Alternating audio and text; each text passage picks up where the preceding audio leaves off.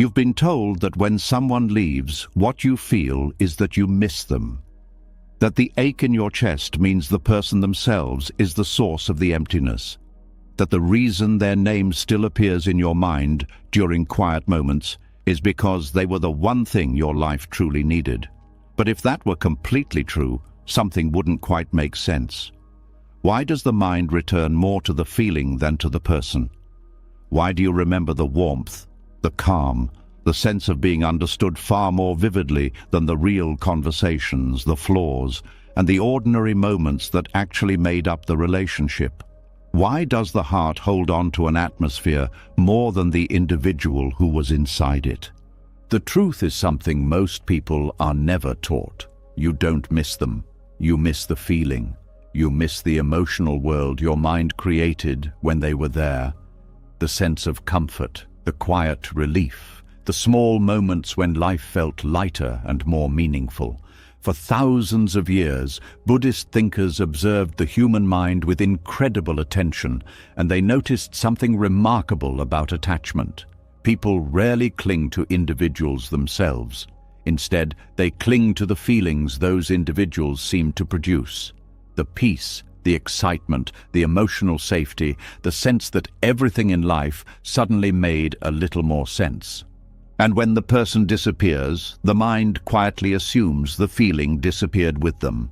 It begins to believe that happiness lived inside that person, that calm belonged to them, that the warmth you experienced could only exist when they were present. But this belief is an illusion. Feelings do not live inside other people. They arise inside the mind through conditions, memories, expectations, and interpretations. The person was simply one of those conditions that helped the feeling appear.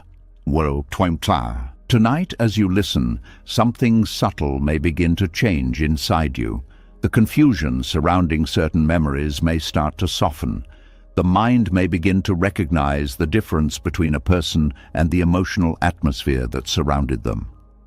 And as that understanding slowly grows, something surprising begins to happen. The grip of attachment loosens.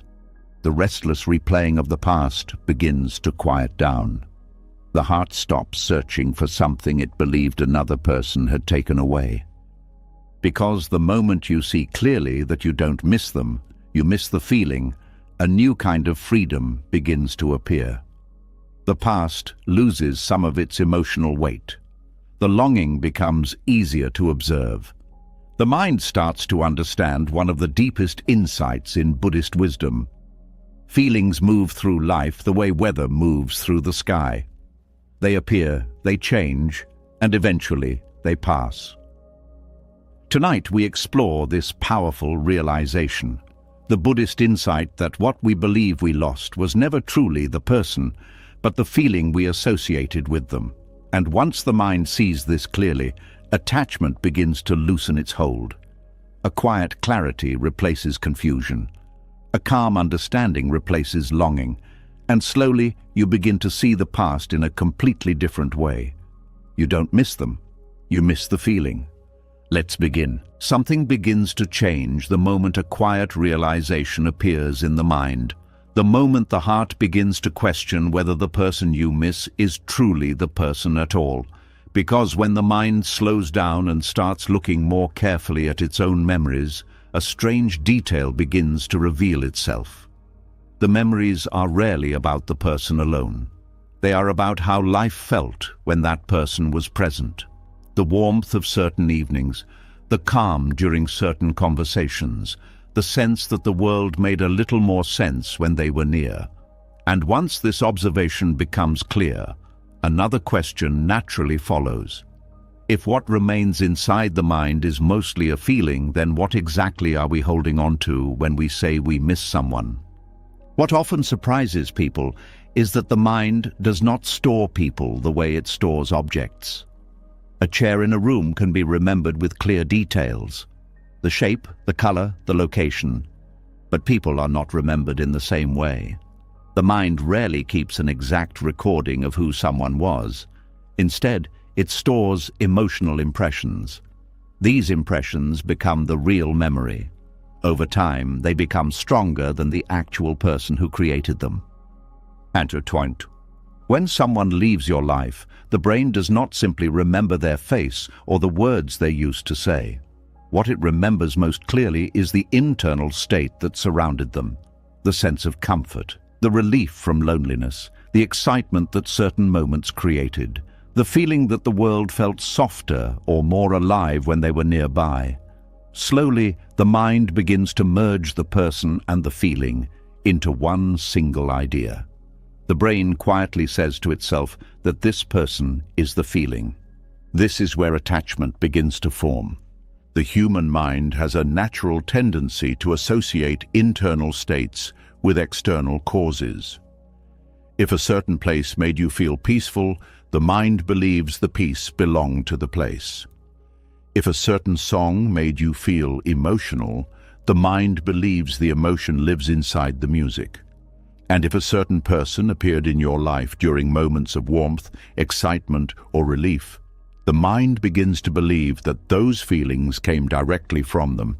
But in reality, the person was only one part of a much larger set of conditions.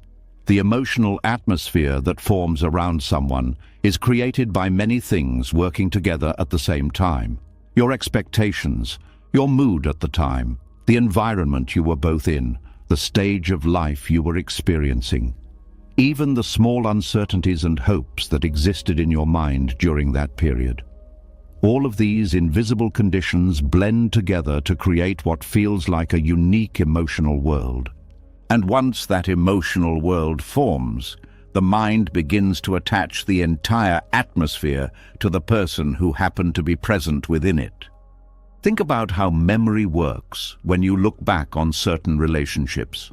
Very rarely do people say they miss ordinary details like the exact conversations or the small disagreements that also existed. Instead, they talk about a feeling. They say things like life felt lighter back then, things felt simpler. There was a sense of warmth that seems impossible to recreate now.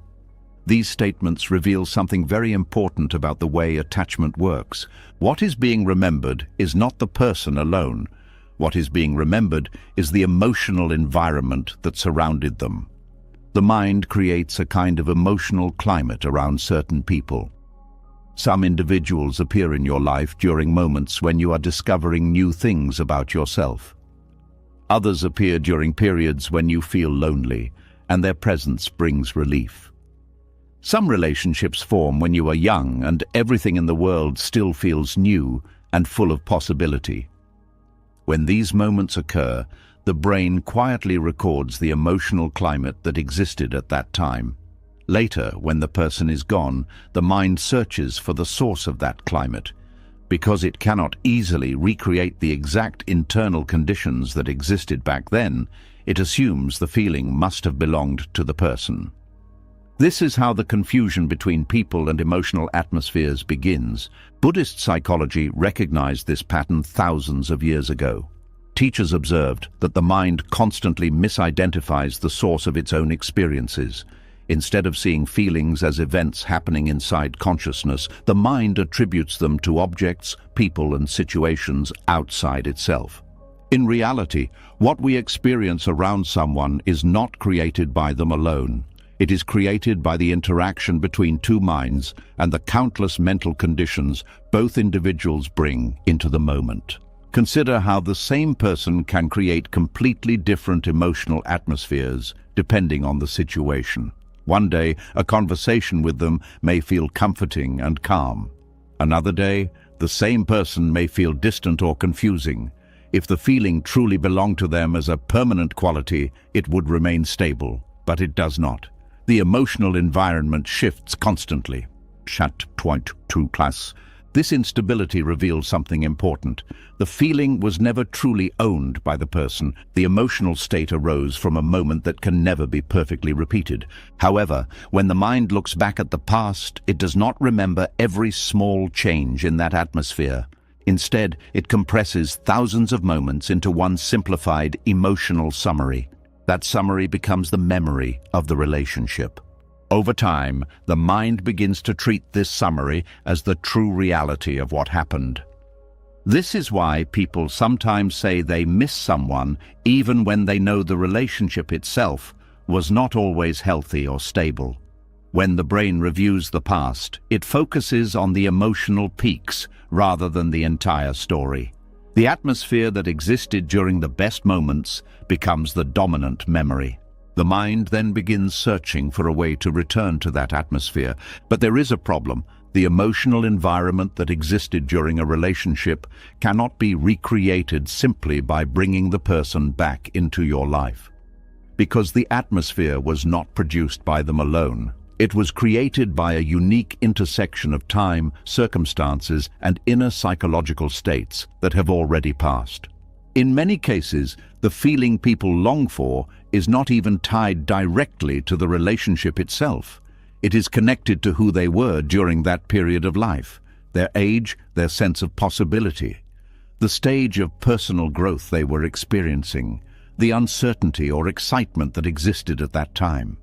When the mind misses the emotional climate of that period, it attaches the longing to the person who was present during it.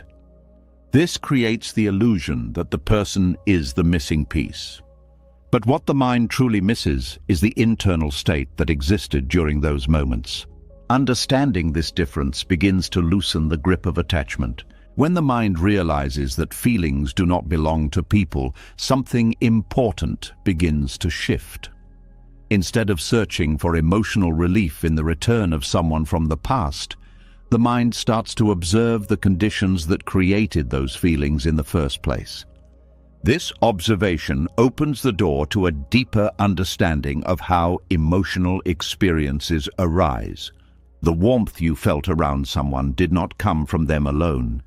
It came from the openness of your own mind during those moments, the curiosity you had about the world, the attention you gave to each experience, the sense of discovery that existed in that period of life.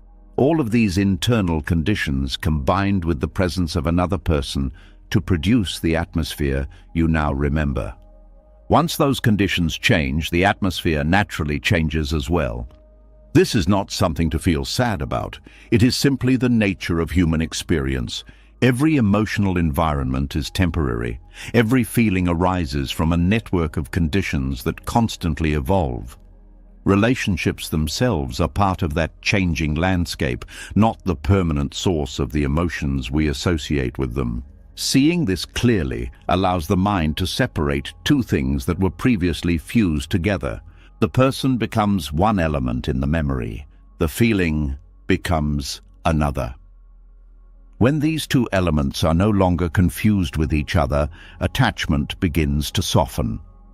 You may still appreciate the role someone played in your life. You may still remember moments that were meaningful, but the desperate sense that something essential was taken away begins to dissolve. Because the feeling itself was never owned by the other person. It was an experience that arose within your own mind when the right conditions appeared. And if those conditions could arise once, they can arise again in new forms, with new people, in new moments of life. This insight does not erase the past. Instead, it places it in a clearer perspective. 0.21. The emotional atmosphere that once surrounded someone becomes what it truly was. A temporary climate created by countless subtle factors. A moment in time when the mind was open in a particular way and life felt different than it does now. The person may have been part of that atmosphere, but they were never the entire source of it. Understanding this difference is one of the first steps toward freeing the mind from the illusion that happiness lives inside other people. Because when the mind stops confusing individuals with the emotional worlds that formed around them, it begins to see relationships with greater clarity. People enter our lives and participate in certain emotional climates. They share moments, conversations, laughter, and silence. But the feelings themselves arise inside the space of awareness where all experiences appear. Once this becomes visible, something quietly changes in the heart. Instead of chasing the past, the mind begins to observe the present.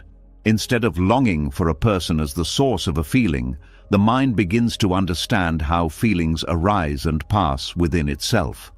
And from that understanding, a deeper freedom slowly begins to grow. Once the mind begins to see the difference between a person and the emotional atmosphere that formed around them, something subtle starts to loosen. The grip of memory softens. The heart slowly realizes that what it has been holding onto was never entirely inside another human being.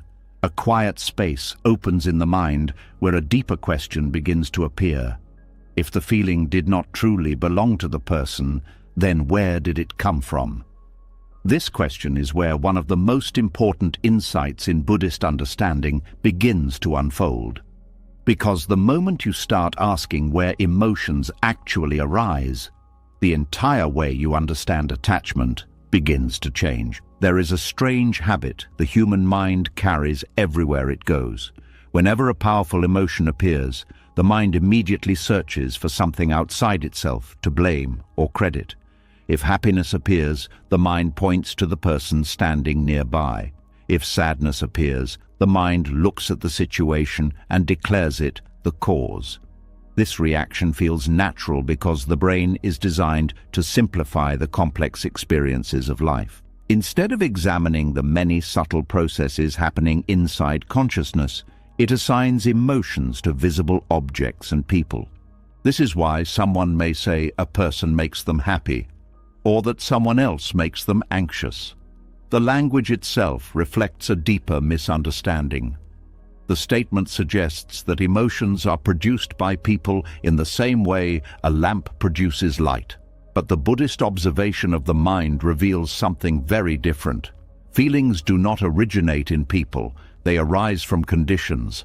A condition is anything that contributes to an experience appearing in the mind. It can be a memory, a belief, a physical sensation, a thought, or even a subtle expectation you are not consciously aware of. All of these factors interact with each other constantly. When they combine in a certain way, an emotion appears. When those conditions change, the emotion disappears. This means that what you feel in the presence of someone is not a direct product of that individual alone. It is the result of countless internal and external conditions meeting in a particular moment. The person may be part of the situation, but they are only one element within a much larger system. Consider how your emotional state can change around the same person depending on your mood that day. There are moments when someone's presence feels comforting and peaceful. At other times, the same person might feel irritating or distant. The individual has not fundamentally changed within those short periods of time.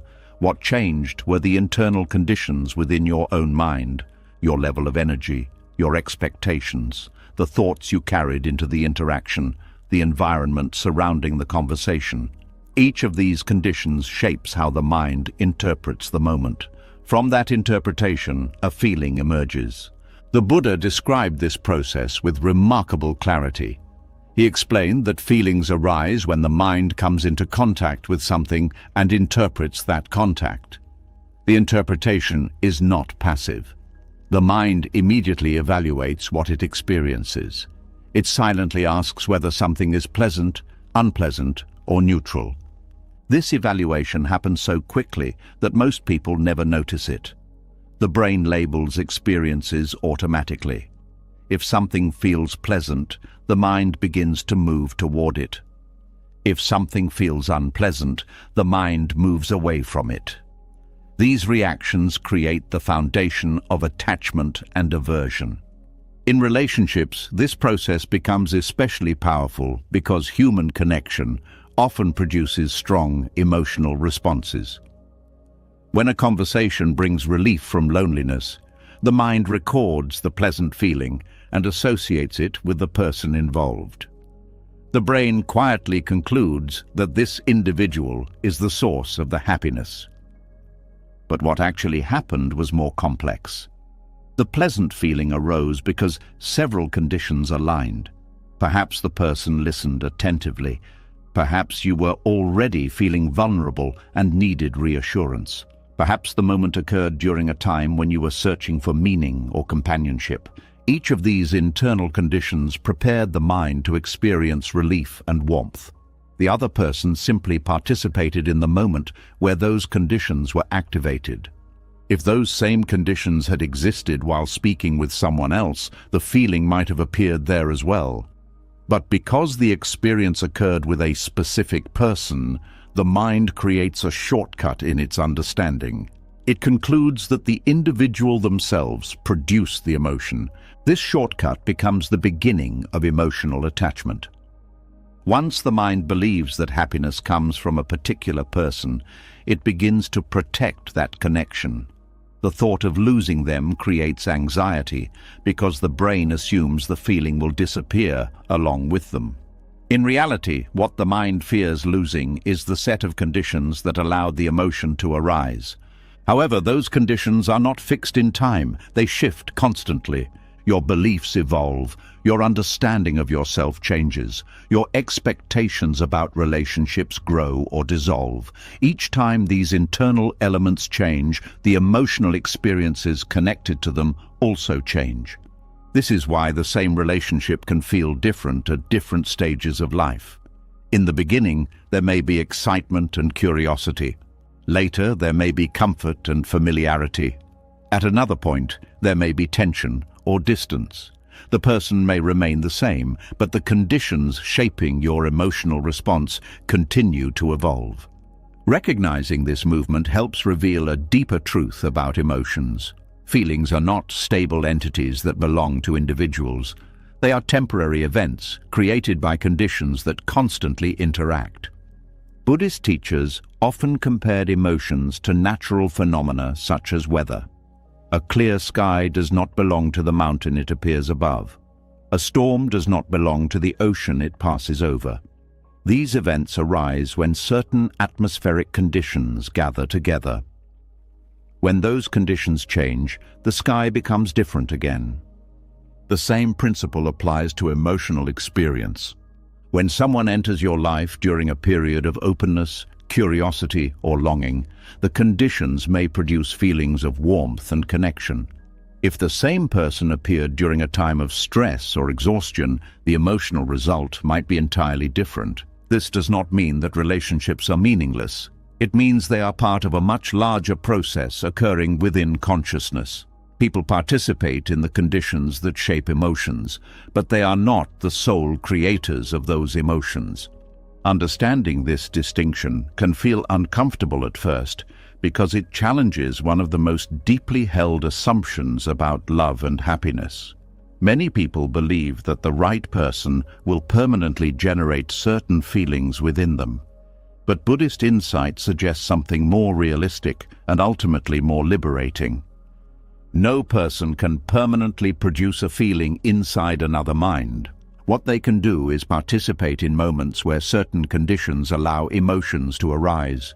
When the mind begins to see emotions this way, attachment begins to loosen. Instead of believing that happiness depends on holding on to a specific individual, the mind recognizes that emotional well-being depends on understanding the conditions that shape experience. This realization shifts the focus inward. Rather than asking who can provide a particular feeling, the mind begins to ask what internal states allow that feeling to appear. It becomes clear that qualities such as openness, attention, and emotional awareness play a major role in shaping the emotional world we experience. For example, when the mind is calm and receptive, even simple interactions can feel meaningful. A short conversation with a stranger can bring a sense of connection.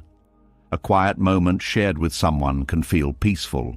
These experiences do not require a specific person to exist. They arise when the mind is present and available to the moment. In contrast, when the mind is restless or distracted, even meaningful relationships may feel empty. A conversation that could have brought warmth passes by unnoticed, because the conditions within the mind are not prepared to receive it. This demonstrates that emotional experience depends heavily on the internal environment of awareness. The more clearly the mind understands this process, the less it depends on external circumstances for emotional stability. Relationships remain valuable and meaningful, but they are no longer seen as the sole source of happiness. Instead, they become part of a dynamic exchange between internal and external conditions. This perspective also changes how the mind responds to the end of a relationship. When someone leaves, the brain may initially assume that the feelings associated with them have disappeared forever. But when the nature of emotions is understood more deeply, it becomes clear that those feelings were never owned by the other person. They were experiences arising from conditions that can appear again in different forms. Warmth can arise again when the mind is open to connection. Peace can appear again when the mind becomes still. Excitement can return when curiosity and exploration enter life again. The emotional world is not limited to the presence of one individual. It is shaped by the evolving conditions of consciousness itself. This insight brings a quiet sense of freedom. Instead of clinging to the past in an attempt to preserve certain feelings, the mind begins to observe how emotions naturally rise and fall. There is less pressure to hold on to experiences that cannot remain unchanged. Relationships become appreciated for what they are, rather than treated as permanent sources of emotional security. The mind begins to see people not as containers of happiness, but as participants in moments where certain feelings happen to arise. This shift does not reduce the value of connection. In many ways, it deepens it.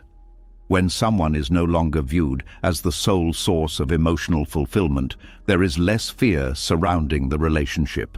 The connection becomes more honest and less burdened by expectations. The presence of another person can be enjoyed without believing they must maintain a specific emotional state forever. This understanding also changes the way the mind experiences loss. Grief may still appear because separation naturally affects the emotional landscape of life. But beneath the sadness, there is also clarity. The mind recognizes that what once felt meaningful did not vanish entirely. The emotional capacities that allowed those experiences to occur still exist within awareness. They simply require new conditions to arise again. With time, the heart begins to see that emotional life is not something given by others. It is something constantly unfolding within the mind as different conditions meet. People come and go. Circumstances shift. Thoughts and beliefs evolve. Through all of this movement, emotions continue to appear and dissolve like waves on the surface of awareness. Seeing this process clearly is one of the central insights of Buddhist teaching. Feelings are conditions. They arise from interpretation, perception, and internal states. They are not possessions that belong to another human being. And when this truth becomes deeply understood, attachment slowly transforms into understanding. The mind stops searching for happiness inside another person and begins to observe the living process that creates emotions within itself. From that observation, a quieter and more stable form of freedom begins to grow. As the mind begins to understand that feelings arise from conditions rather than from people themselves, another hidden pattern slowly comes into view. Something deeper has been happening in the background of memory all along. Even when the mind realizes that emotions do not truly belong to another person, it still clings to certain moments as if they were shared possessions. A particular place suddenly feels connected to someone. A song carries the weight of a relationship. A simple memory becomes tied to a person so strongly that separating the two feels almost impossible. This reveals another quiet habit of the human mind, the tendency to give emotional ownership to experiences that were never owned by anyone. A certain silence can fall over the mind when a familiar place suddenly reminds you of someone. A street you once walked together. A cafe where conversations lasted longer than expected. A song that once played in the background while life felt calm and meaningful. In these moments, it may feel as though the memory itself belongs to that person. The mind quietly says that this moment was theirs, that this place was theirs. that the emotional meaning attached to the experience somehow lives inside them. But something important is happening behind the scenes of memory. The mind is creating ownership over experiences that were never owned by anyone. Human consciousness has a natural tendency to organize life by assigning emotional labels to moments. This helps the brain simplify the enormous number of experiences that occur every day. Instead of storing each moment separately, the mind groups them together under emotional categories. When a particular person is present during meaningful experiences, the mind links those emotions directly to them. Over time, this process becomes so automatic that the mind stops recognizing it as an interpretation. The emotional memory begins to feel like an objective truth. A simple walk in the evening becomes remembered as something that belonged to a relationship. A laugh shared during a conversation becomes part of the emotional identity of the other person. Even the mood that existed in that moment becomes attached to them. The mind begins to treat these experiences as shared property. But the truth is more subtle. No one actually owns a moment. Each experience that occurs in life is created by countless conditions interacting at the same time. The physical environment, the emotional state of both individuals, the thoughts present in the mind, the time of day, the stage of life, the expectations carried into the moment. All of these elements contribute to what the experience becomes. When a person happens to be present during such a moment, the mind naturally links the emotional atmosphere to them. But the experience itself was never truly contained within that person. This misunderstanding becomes especially powerful when relationships end, because when the mind has labeled certain memories as belonging to someone, separation feels like losing those moments entirely. A place that once felt warm may suddenly feel empty. A familiar routine may carry a quiet sense of absence. Even the emotional tone of certain memories can begin to feel painful. The mind interprets the loss of the person as the loss of the experiences themselves. But those experiences were never owned by the individual who shared them. They were events that arose within awareness under very specific conditions. The feeling of ownership that the mind creates is a psychological shortcut designed to make life easier to understand. The brain prefers simple explanations. It is easier to believe that someone created a feeling than to examine the complex network of factors that produce the experience. However, this shortcut has consequences. When emotional ownership is assigned to another person, attachment becomes stronger. The mind begins to believe that certain moments of happiness exist only through that individual.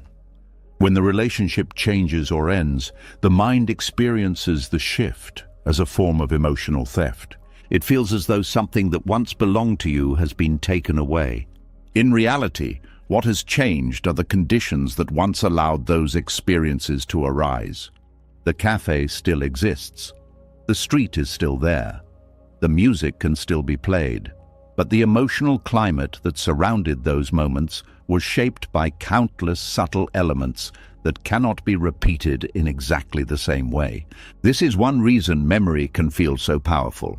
The mind is not simply remembering a person. It is remembering an entire emotional environment that existed at a particular point in time. Because the brain cannot easily recreate the full complexity of that environment, it attaches the memory to the person who shared it. The individual becomes a symbol representing the entire emotional atmosphere of that period. This is why certain relationships can feel larger than life when remembered in the mind. The person begins to carry the weight of many different experiences. They represent a time when life felt different, when certain hopes existed, when certain possibilities seemed open, when certain emotional states were more available than they are now. When the mind misses someone, it often misses the version of life that existed while they were present. But that version of life was never truly owned by the other person. It was the result of many conditions unfolding at once. Understanding this reveals another subtle layer of attachment. The mind not only assigns feelings to people, It assigns ownership of moments themselves. Shared experiences become emotionally branded with the identity of another person. This is why it can feel difficult to revisit certain places after a relationship ends. The mind believes those spaces belong to someone else. In reality, those places never belonged to anyone. They were simply environments where certain emotional conditions happened to arise. Over time, the brain builds entire emotional maps based on these associations. A city becomes connected to a relationship. A certain season of the year carries emotional significance. Even everyday routines become tied to the memory of another person. The mind quietly builds a landscape of experiences that appear to belong to the past. But the deeper truth is that these experiences were never owned by anyone. They were temporary events unfolding in awareness. The emotional meaning attached to them was created within the mind itself. Buddhist insight often encourages people to look carefully at how the mind assigns ownership to experiences, not just to objects or possessions, but to feelings, memories, and moments of life. The mind constantly says, "This is mine. This memory is mine. This happiness belonged to that person. This place belongs to the past." These quiet claims create the structure of attachment. When the mind believes something belongs to someone or to a particular moment in time, it begins to protect that belief. It resists any change that threatens the emotional structure built around the memory. But life is constantly changing. Moments pass. People move in different directions. Emotional climates evolve. The mind experiences this natural movement as loss because it believes the experiences were owned by someone who is now gone. Seeing this process clearly allows the illusion of emotional ownership to soften. A memory can still be meaningful without belonging to someone. A place can still hold beauty without being tied to the past. A moment can still be remembered with warmth without needing to recreate the exact conditions that produced it. When the mind releases the idea that experiences belong to specific individuals, the emotional landscape becomes lighter. Memories become part of life rather than objects that must be protected. Shared experiences become what they truly were, brief intersections of two lives within a much larger flow of time. This understanding does not erase the emotional value of those moments. Instead, it allows them to exist without turning them into sources of attachment. The walk down that street can still be remembered. The conversation in that cafe can still be appreciated. The song can still be played and enjoyed.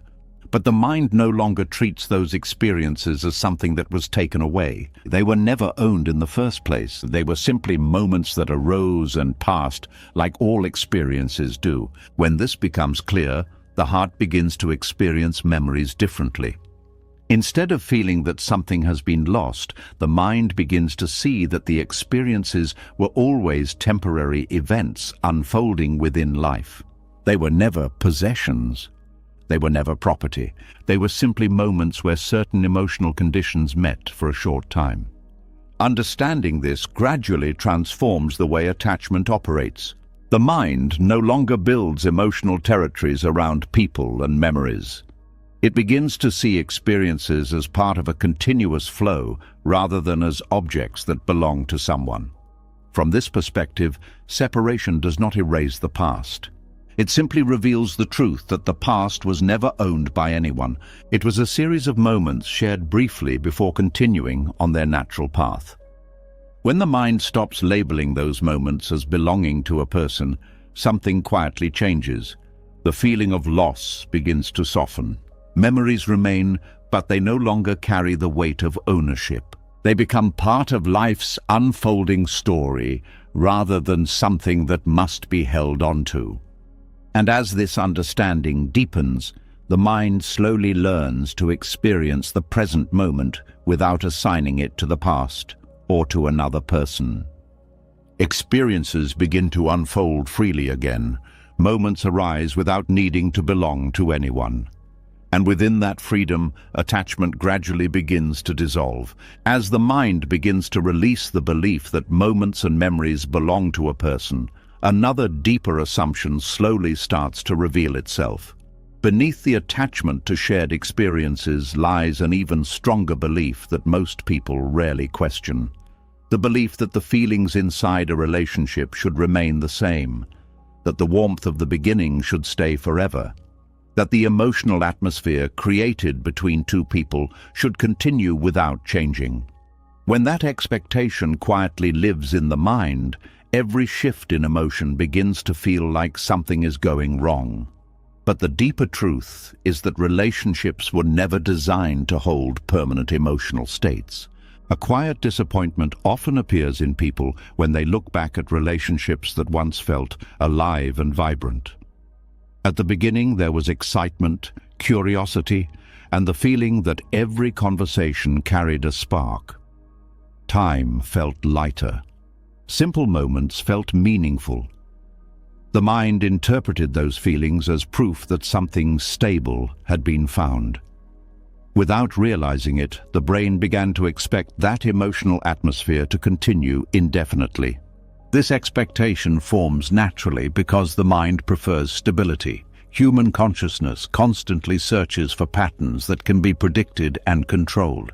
When something pleasant appears, the mind immediately tries to preserve it. The brain quietly makes a promise to itself that this feeling should stay.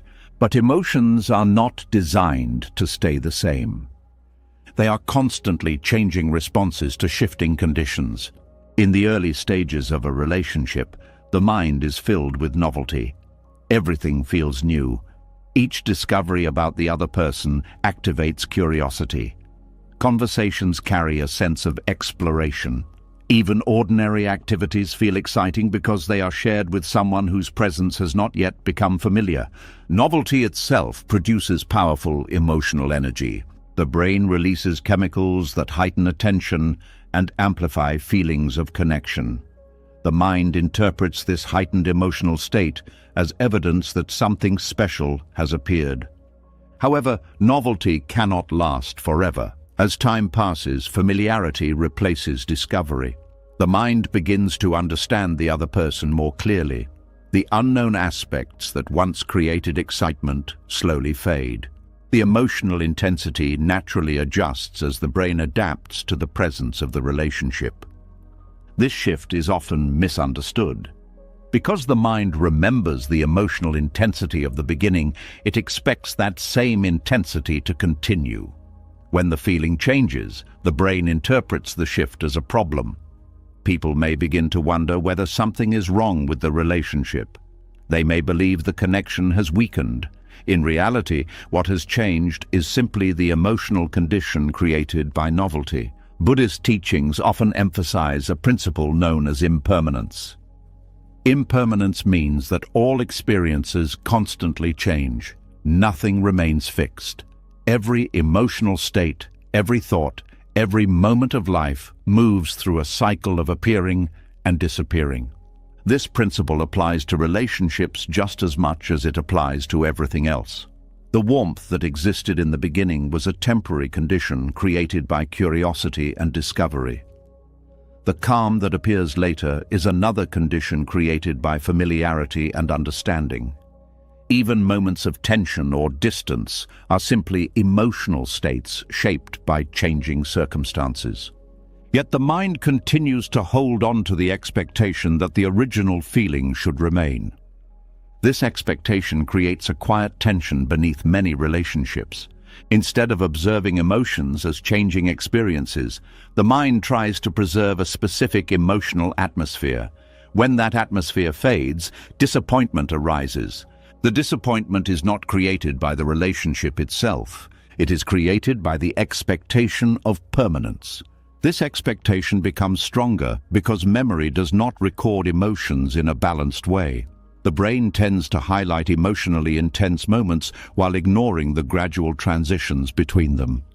When people remember the beginning of a relationship, they often recall the strongest emotional peaks. They remember the excitement of early conversations, the sense of connection, the feeling that something meaningful had appeared in life. What the mind rarely remembers are the countless ordinary moments that followed. The days when emotions were calm and uneventful, the times when the relationship simply existed without dramatic feelings attached to it. Because memory highlights the peaks, the mind begins to believe that those peaks represent the true state of the relationship. Anything less begins to feel like a decline. In reality, emotional intensity was never meant to remain constant. The emotional system of the human brain constantly adjusts to new conditions. This process is known as emotional adaptation. When something new enters life, it creates a strong emotional response. Over time, the mind becomes accustomed to the experience and the intensity naturally decreases. This adjustment allows the brain to remain balanced. If emotional intensity remained at its highest level permanently, the mind would become overwhelmed. The nervous system is designed to move between different emotional states rather than staying fixed in one. Understanding this movement reveals why relationships often feel different as time passes. What once felt thrilling may later feel calm. What once felt uncertain may become stable. The emotional atmosphere changes because the conditions shaping it continue to evolve. However, the mind often interprets these natural changes as evidence that something has been lost. This interpretation can lead people to search for the original emotional intensity again. They may try to recreate the feelings of the beginning by revisiting old memories, repeating certain activities, or expecting the other person to behave in the same way they once did. But emotional conditions cannot be recreated simply by repeating external actions. The original atmosphere emerged from a unique combination of circumstances that existed only at that time. Both individuals were in different stages of life. Their expectations were different. Their knowledge of each other was incomplete. Their curiosity was fresh. All of these elements produced the emotional environment that memory now remembers. As those conditions changed, the emotional environment changed as well. This is not a failure of the relationship, it is the natural movement of life. Buddhist philosophy encourages people to observe emotional experiences without expecting them to remain the same. Instead of clinging to a particular feeling, the mind learns to recognize the changing nature of emotions. This observation brings a deeper sense of calm. When emotional states are allowed to move naturally, relationships become less burdened by unrealistic expectations. People no longer demand that the same emotional atmosphere remain forever. Instead, they begin to appreciate the different stages that a connection passes through. Early excitement gives way to deeper understanding. Curiosity evolves into familiarity. Emotional intensity transforms into stability. Each stage has its own value, but the mind must release the belief that the earliest stage represents the permanent standard. Another reason people expect emotional permanence is that the mind associates stability with safety. When a feeling of warmth appears, the brain treats it as a form of emotional security. The idea that this feeling might change creates anxiety. To protect itself, the mind begins to believe that the relationship must preserve the feeling exactly as it was. This belief creates pressure on both individuals. The relationship becomes responsible for maintaining a specific emotional experience rather than allowing emotions to arise naturally. When people feel responsible for producing a certain feeling in another person, the connection can become strained. Instead of simply sharing life together, each person begins trying to maintain an emotional standard that cannot realistically remain unchanged. Buddhist teachings encourage a different approach. Rather than trying to control emotions, the mind learns to observe them. Emotions are seen as temporary movements within awareness rather than fixed states that must be protected. This perspective allows relationships to breathe. Instead of demanding that happiness remain constant, people begin to recognize that emotional life moves through many different phases. There will be moments of excitement, moments of calm, moments of uncertainty, moments of distance. Each of these states is part of the living process of connection. None of them represent a permanent identity of the relationship. When this understanding becomes clear, disappointment begins to soften. The mind no longer measures the present moment against the emotional peaks of the past. It sees each stage of the relationship as a natural expression of changing conditions. This shift also changes how people experience the end of relationships. When a relationship ends, the mind often compares the present emptiness to the emotional intensity that once existed. Because it believed that feeling should have remained forever, the mind interprets its disappearance as a loss. But if emotions are understood as temporary conditions, the situation appears differently. The feeling that once existed was always moving. It arose from specific circumstances and eventually passed as those circumstances changed. The relationship did not take the feeling away. The emotional conditions simply evolved.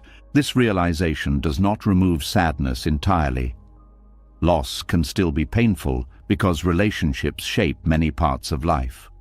But the mind no longer believes that something permanent has been destroyed. Instead, it sees that emotional experiences were always temporary.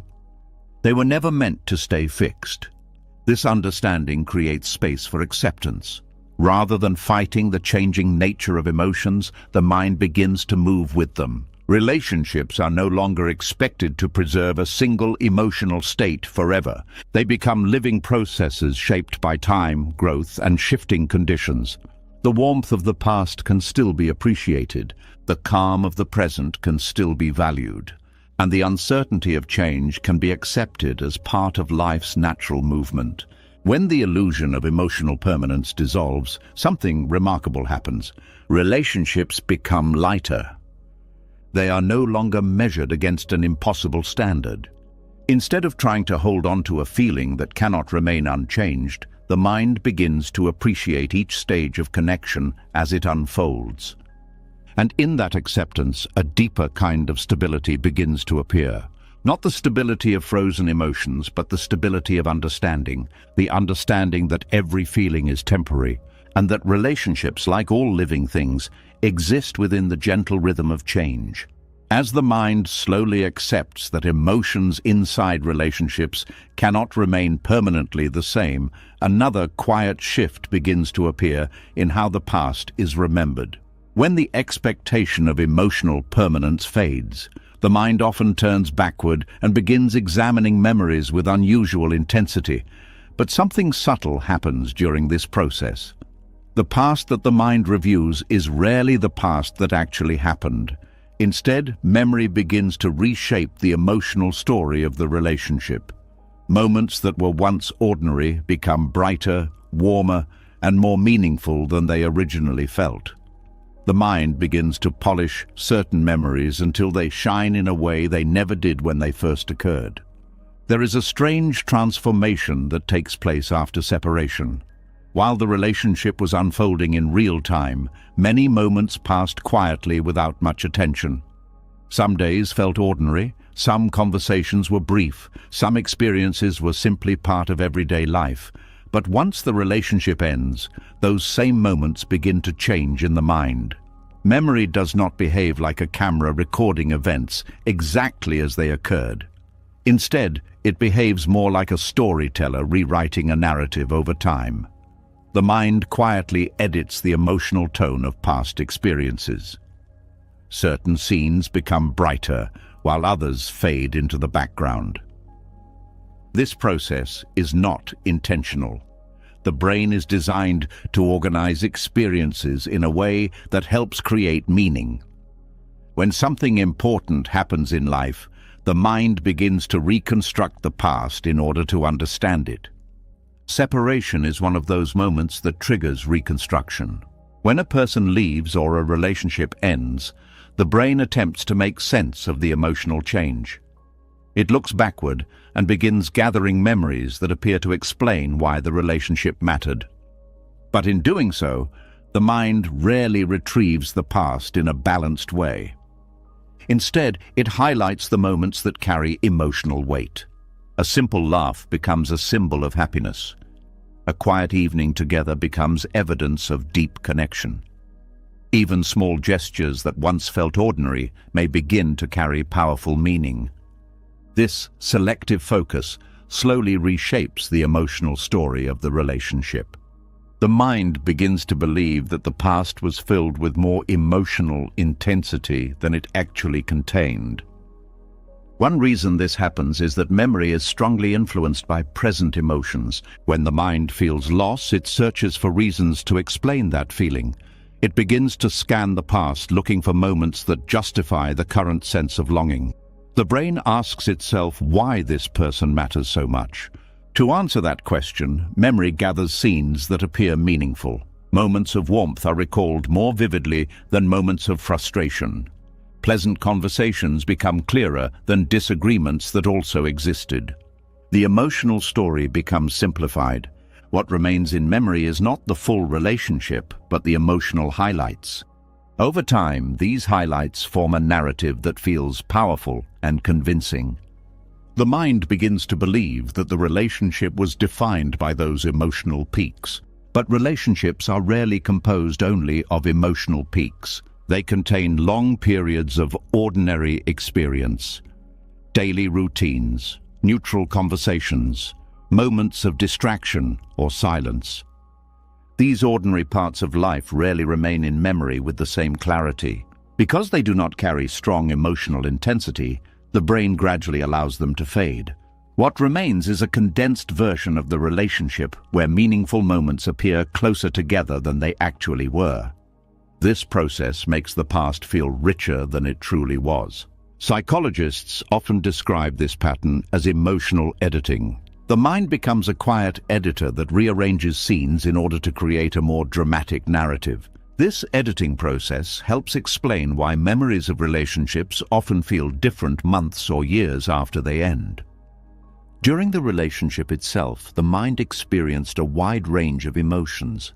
There were moments of closeness, but also moments of misunderstanding. There were times of excitement, but also periods when the connection felt routine. When memory later reconstructs the story, many of those neutral or difficult moments disappear. The emotional tone becomes smoother and more romanticized. This romanticizing effect strengthens attachment. Because the mind remembers the past as more emotionally perfect than it actually was, the present begins to feel empty by comparison. The brain believes that something extraordinary has been lost. But what has actually been lost is the edited version of the past created by memory. The real relationship contained far more complexity. Another factor that shapes emotional memory is contrast. When a relationship ends, the emotional environment of life changes suddenly. The mind experiences the contrast between past and present very strongly. This contrast amplifies the emotional significance of past moments. For example, a simple evening conversation that once felt pleasant may later appear deeply meaningful when compared to the silence that follows separation. The difference between past connection and present absence creates emotional intensity in memory. The brain interprets this contrast as proof that the relationship contained extraordinary value. But the emotional power of the memory comes largely from comparison. Without the contrast of absence, the moment may have remained just another ordinary evening. Memory also tends to compress time. Events that happened months apart may appear in the mind as if they occurred close together. This compression creates the impression that meaningful moments happened constantly. The mind forgets the spaces between them. When someone looks back on a relationship, they may recall several powerful memories in quick succession. A meaningful conversation, a moment of laughter, a gesture of kindness. Because these memories appear one after another in the mind, the brain assumes that the emotional intensity was continuous. In reality, those moments were scattered across weeks or months of ordinary life. Memory quietly removes the empty spaces between them. This process makes the emotional story feel richer than the lived experience. The brain is not lying when it reconstructs the past this way. It is trying to build a coherent narrative that explains why the relationship mattered. But the narrative it builds is often shaped more by emotional needs than by factual accuracy. Another element that changes memory after separation is the human desire for meaning. People naturally want to believe that significant experiences in their lives served an important purpose. When a relationship ends, the mind begins searching for meaning in the memories that remain. It tries to identify moments that appear symbolic. A particular conversation may begin to represent the entire connection. A certain day may feel like a turning point, even if it seemed ordinary at the time. These symbolic interpretations add emotional depth to the past, but they also exaggerate the significance of certain experiences. The mind begins to weave the memories into a story about what the relationship represented. This story can become more powerful than the relationship itself. Once the story is formed, memory continues to reinforce it. Each time the mind revisits the past, it strengthens the emotional narrative that has already been created. The memories become more vivid, not because they are more accurate, but because they are being repeated. Repetition strengthens emotional impressions. The more often the mind revisits a memory, the more emotionally real it feels. This repetition can make the past feel almost sacred. Moments that once felt ordinary become treasured scenes that the mind returns to again and again. But this repeated revisiting also removes the memory further from its original context. Each time the memory is recalled, the brain subtly alters it. Small emotional details may be added. Certain elements may be emphasized more strongly. Over time, the memory becomes a reconstruction rather than a direct reflection of the past. Understanding this process helps reveal why attachment can feel so powerful after separation. The mind is not simply remembering what happened. It is remembering a refined, emotional version of the past that has been shaped by longing, contrast, and repetition. The past becomes a place where emotions appear more intense and more meaningful than they were during the original experience. Recognizing this pattern allows the mind to see memories with greater clarity. The emotional beauty of certain moments can still be appreciated, but the mind no longer assumes that those moments represented the entire relationship. They become part of a larger story that included many different emotional tones, some warm, some neutral, some difficult. Seeing the full complexity of the past helps restore balance to the present. Instead of comparing current life to a polished version of memory, the mind begins to see both past and present as evolving experiences. Memories remain meaningful, but they no longer carry exaggerated emotional weight. They become part of the natural flow of life, rather than symbols of something that was perfect and cannot return. This shift creates a sense of emotional relief. The mind stops chasing an idealized version of the past. It begins to recognize that what it misses most strongly is often the story it created about the relationship, not the full reality of what was lived. When memory is understood as a storyteller rather than a perfect recorder, attachment begins to soften. The past can be remembered without needing to be glorified. Moments can be appreciated without turning them into evidence of something that should have lasted forever. And slowly the mind begins to release the emotional exaggeration that memory created. What remains is a quieter understanding. The past contained meaningful experiences, but it was never as perfect as memory now suggests. And the present still holds the possibility for new moments that memory has not yet had the chance to reshape. As the mind begins to see how memory quietly reshapes the past, another pattern slowly becomes visible beneath the surface of relationships. The mind does not only rewrite what has already happened, it also begins repeating what it remembers. Emotional history quietly turns into emotional habit. The feelings that once existed in a relationship leave a subtle imprint inside the mind, and without noticing it, the brain begins searching for people who can recreate that same emotional atmosphere again. What appears on the surface as attraction or connection is often something deeper. The mind is not always looking for a new person. Many times it is looking for a familiar feeling, There is a quiet comfort in familiarity that the mind rarely questions. When a certain emotional environment becomes known, the brain begins to treat it as safe territory. Even if the experience contained confusion or difficulty, the familiarity of the emotional pattern can still feel strangely comforting. The mind prefers what it already understands. It knows how to navigate familiar emotional climates, even when those climates were not entirely healthy. This hidden preference shapes the way people choose relationships far more than they realize.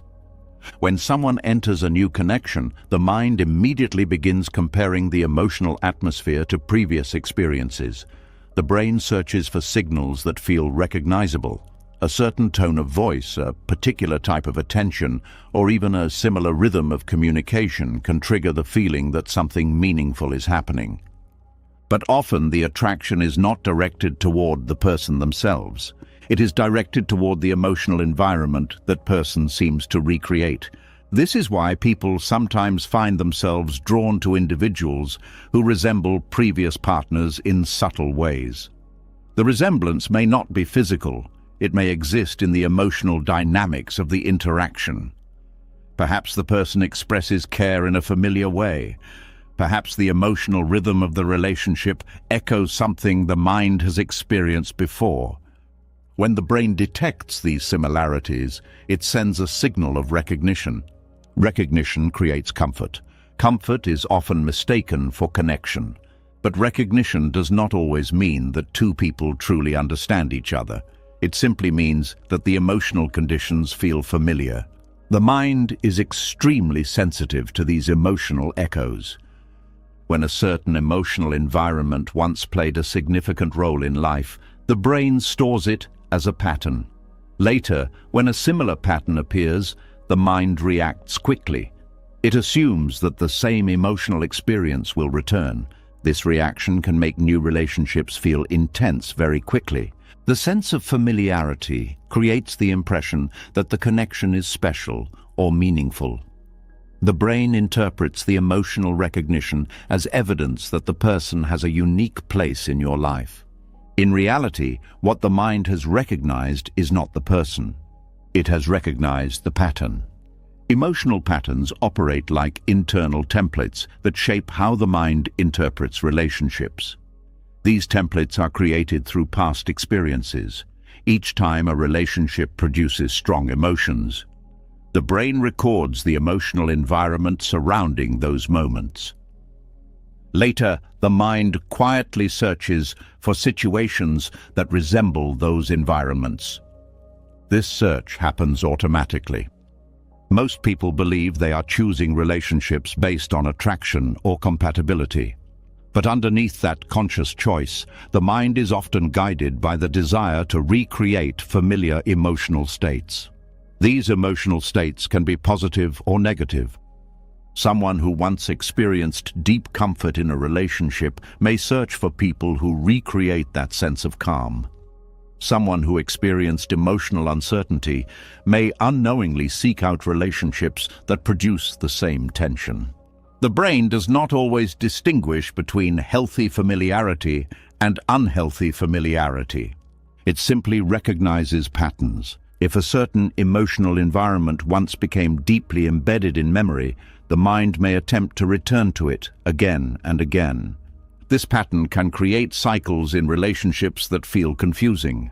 A person may notice that different partners seem to create similar emotional situations. The names change, the circumstances change, but the emotional dynamics remain surprisingly similar.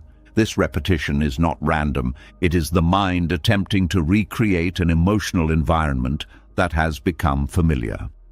Buddhist psychology often describes this tendency as a form of unconscious craving. The mind craves emotional experiences that feel known. Even when those experiences were painful, the familiarity provides a sense of psychological stability. The brain feels safer navigating emotions it already understands than exploring completely new emotional territory. This is one reason people sometimes remain attached to certain emotional patterns long after a relationship has ended. The emotional environment itself becomes addictive. Not in the sense of pleasure alone, but in the sense of familiarity. The mind becomes accustomed to a particular rhythm of emotional experience. When that rhythm disappears, the brain begins searching for ways to recreate it. This search can appear as longing for a specific person. But often the deeper longing is for the emotional structure that surrounded the relationship, the sense of being needed, the sense of being understood, the tension of uncertainty, the warmth of reassurance. Each of these emotional elements forms part of the pattern. When the mind meets someone who activates similar elements, it quickly interprets the situation as meaningful. This is why attraction can feel immediate and powerful even when two people barely know each other. The mind is responding to emotional familiarity rather than genuine understanding. Recognizing this pattern can feel unsettling at first. Many people want to believe that relationships are guided purely by conscious choice and emotional authenticity. But the mind carries many hidden influences shaped by past experience. Understanding these influences does not diminish the value of relationships. Instead, it brings clarity to the process by which connections form. When the mind becomes aware of its tendency to recreate emotional environments, it gains the ability to pause and observe its own reactions. Instead of immediately interpreting familiarity as connection, the mind begins to ask deeper questions. Is this attraction coming from genuine understanding, or is the mind recognizing a familiar emotional pattern? This question opens space for greater awareness. The brain begins to see that emotional recognition and genuine connection are not the same thing. True connection grows through understanding, shared values, and mutual awareness. Familiar emotional patterns, on the other hand, often arise from the past. They belong to previous experiences that shaped the mind's expectations about relationships. When people unconsciously follow these patterns, they may find themselves repeating emotional stories without realizing it. Each new relationship begins to resemble the last one in subtle ways. The mind believes it is searching for happiness, but it may actually be searching for familiarity. Buddhist teachings encourage observing these patterns without judgment. The goal is not to blame the mind for its habits. The mind developed these patterns as a way to navigate life, but awareness allows the possibility of change. When emotional habits become visible, the mind can begin to step outside them. Instead of automatically moving toward familiar emotional environments, it learns to stay present and observe what is actually happening in the moment. This shift creates space for new kinds of connection to appear. Connections that are not driven by emotional repetition, but by genuine curiosity and understanding. Relationships formed from awareness often feel different. They may not produce the immediate intensity created by emotional familiarity. Instead, they develop gradually. Understanding deepens through conversation and shared experience rather than through instant emotional recognition. For some people, this slower process can feel unfamiliar. The mind may initially interpret the absence of strong emotional echoes as a lack of connection. But with time, the difference becomes clear. A relationship built on genuine presence does not depend on recreating the past. It grows through new experiences that unfold naturally. Breaking the habit of emotional repetition requires patience. The mind must learn to tolerate unfamiliar emotional environments. Instead of searching for the feelings it already knows, it begins to explore new ways of relating. This exploration can feel uncertain at first, but uncertainty is often the doorway to growth. When the mind stops chasing familiar emotional patterns, it becomes free to experience relationships in a fresh way. Each person becomes an individual rather than a reflection of the past. The emotional environment of the relationship emerges naturally instead of being recreated from memory. This transformation brings a quiet form of freedom. The mind no longer feels compelled to repeat emotional stories. It begins to recognize that genuine connection cannot be forced through familiarity. True connection arises when two people meet without the weight of old emotional patterns guiding their expectations. And as this awareness deepens, the mind gradually releases the habit of recreating emotional dependence. What once felt like attraction driven by destiny becomes visible as a familiar emotional echo. With that recognition, the cycle begins to dissolve. The mind learns that relationships do not need to repeat the past in order to feel meaningful. They can become entirely new experiences unfolding in the present. And within that newness, connection becomes something alive rather than something remembered. As the mind begins to recognize how it unconsciously repeats emotional environments from the past, a deeper layer of the process slowly becomes visible. Beneath the patterns of attraction, beneath the memories that shape expectations, there exists an even more immediate event happening inside the mind every moment. Before the mind creates stories about relationships, before it labels someone as important or meaningful, something much simpler occurs first. A feeling appears. It may be pleasant. It may be uncomfortable. Sometimes it may feel neutral and barely noticeable. Yet these small sensations quietly become the foundation from which attachment eventually grows. A subtle shift in the mind often begins with something so small that it is rarely noticed. A slight sense of warmth when someone smiles, a quiet comfort during a conversation, a brief feeling of tension when a certain tone of voice appears. These tiny emotional signals arrive before the mind has time to analyze what is happening. The Buddha described this moment with a word that appears often in Buddhist teachings, Vedana. Vedana refers to the immediate feeling tone that arises whenever the mind experiences something. It is not yet a complex emotion like love, jealousy, or sadness. It is much simpler than that. It is the first sensory reaction that appears when the mind meets the world. Every experience produces this reaction. When the mind hears a sound, sees a face, remembers a thought, or senses a physical touch, the brain immediately produces a feeling tone. This tone falls into three basic categories. The experience may feel pleasant, it may feel unpleasant, or it may feel neutral. These feeling tones arise extremely quickly, often before conscious thought has time to intervene. For example, when someone hears a friendly voice speaking their name, the mind may instantly generate a pleasant sensation. When someone hears criticism or harsh words, the mind may immediately produce discomfort. When the mind encounters something ordinary, like the sound of distant traffic or the sight of a passing stranger, the feeling tone may remain neutral. This process occurs continuously. Every moment, the mind is generating small signals that indicate whether an experience feels attractive, uncomfortable, or indifferent.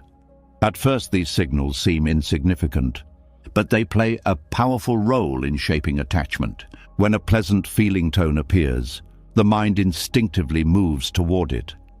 It begins to want the experience to continue.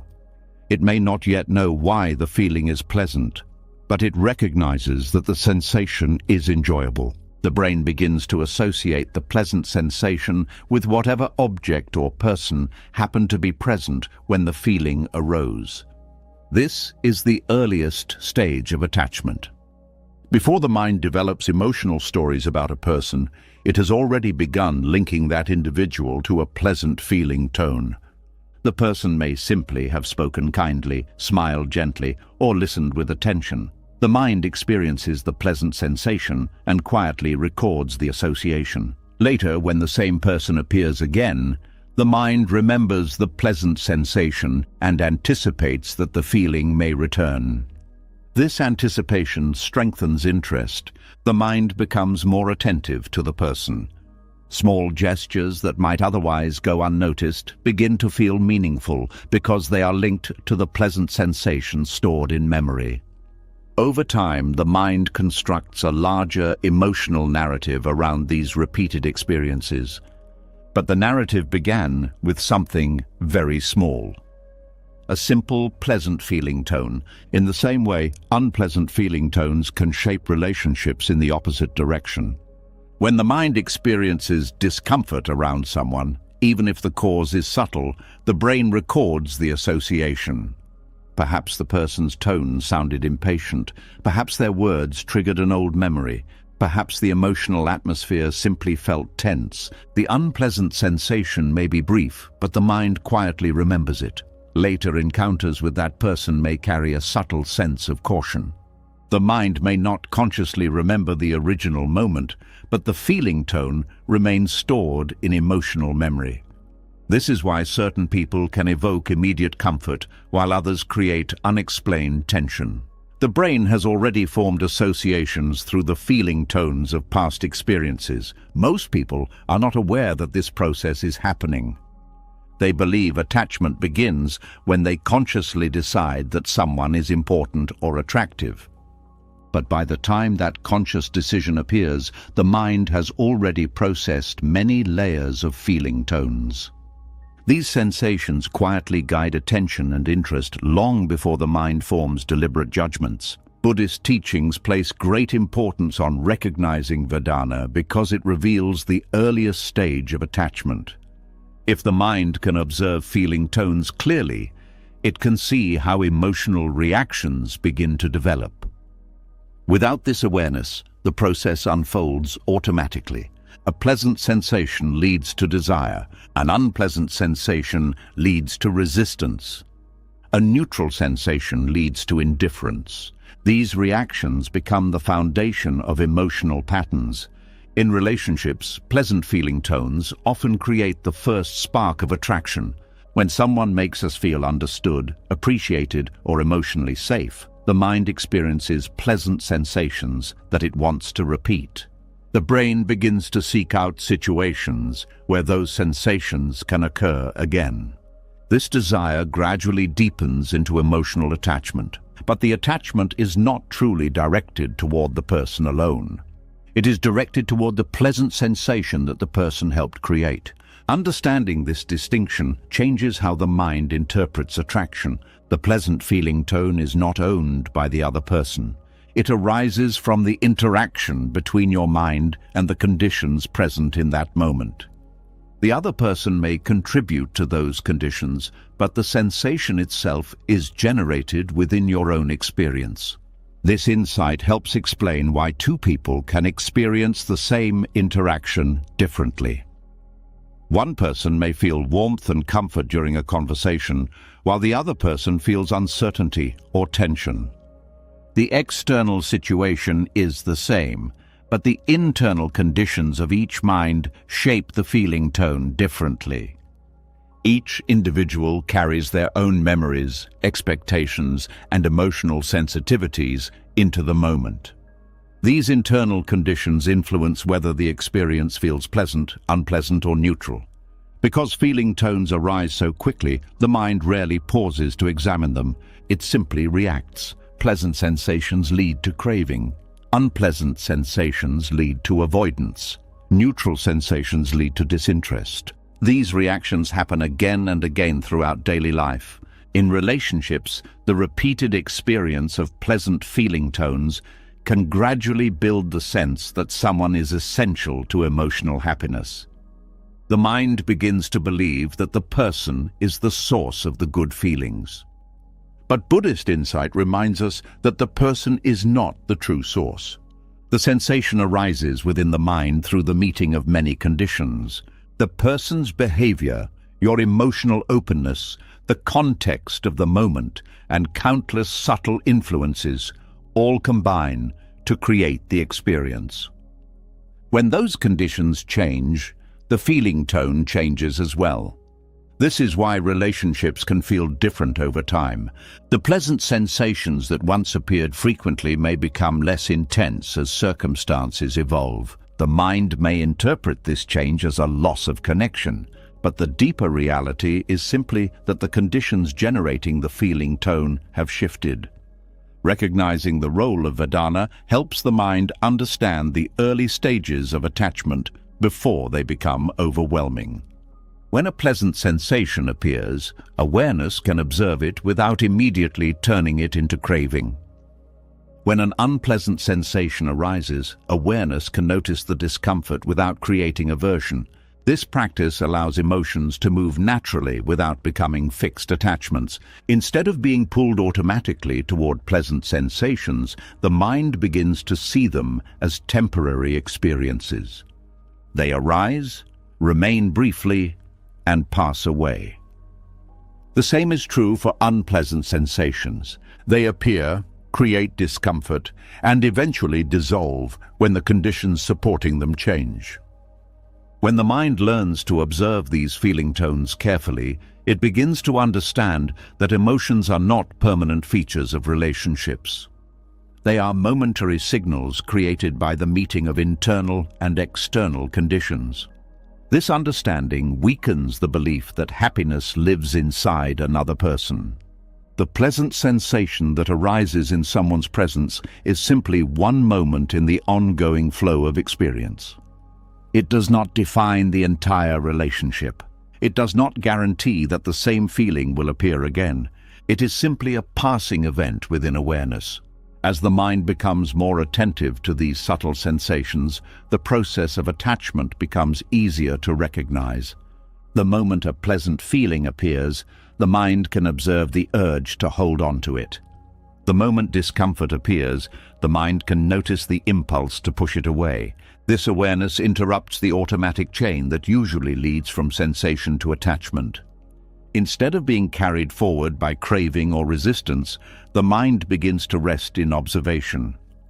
Feelings continue to arise and pass, but they no longer control the direction of attention. This shift creates a new kind of freedom in relationships. Connection can still exist. Warmth and appreciation can still be experienced, but the mind no longer depends on repeating specific sensations in order to feel secure. Relationships become opportunities for shared experience rather than sources of emotional possession. The presence of another person can be enjoyed without believing that the pleasant sensations they evoke must remain forever. This understanding does not reduce the beauty of connection, it deepens it.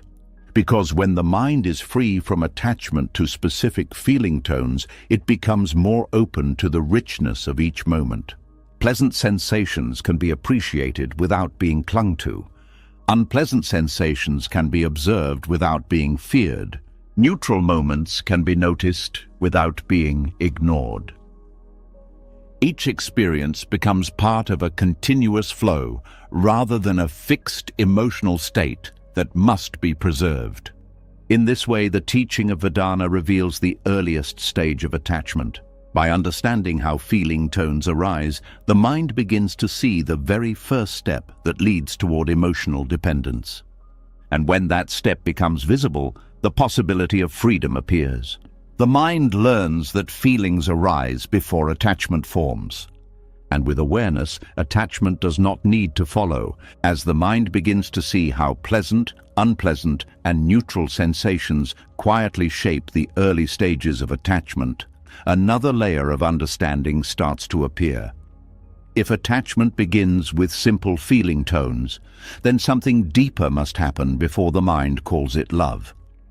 Because what people often describe as love does not always begin with deep understanding or shared values.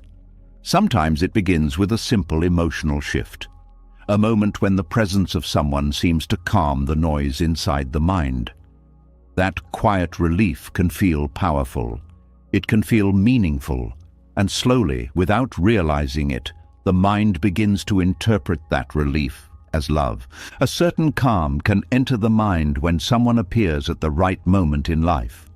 Perhaps the mind was feeling uncertain, restless, or emotionally tired.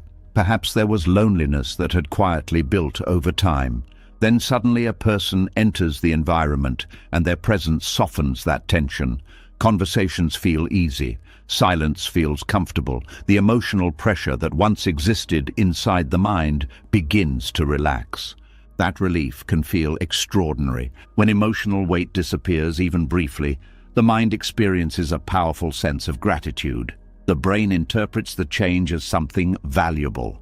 It begins to associate the person with the relief that has appeared. This is one of the earliest moments when emotional comfort begins to resemble love. But emotional relief and love are not the same experience.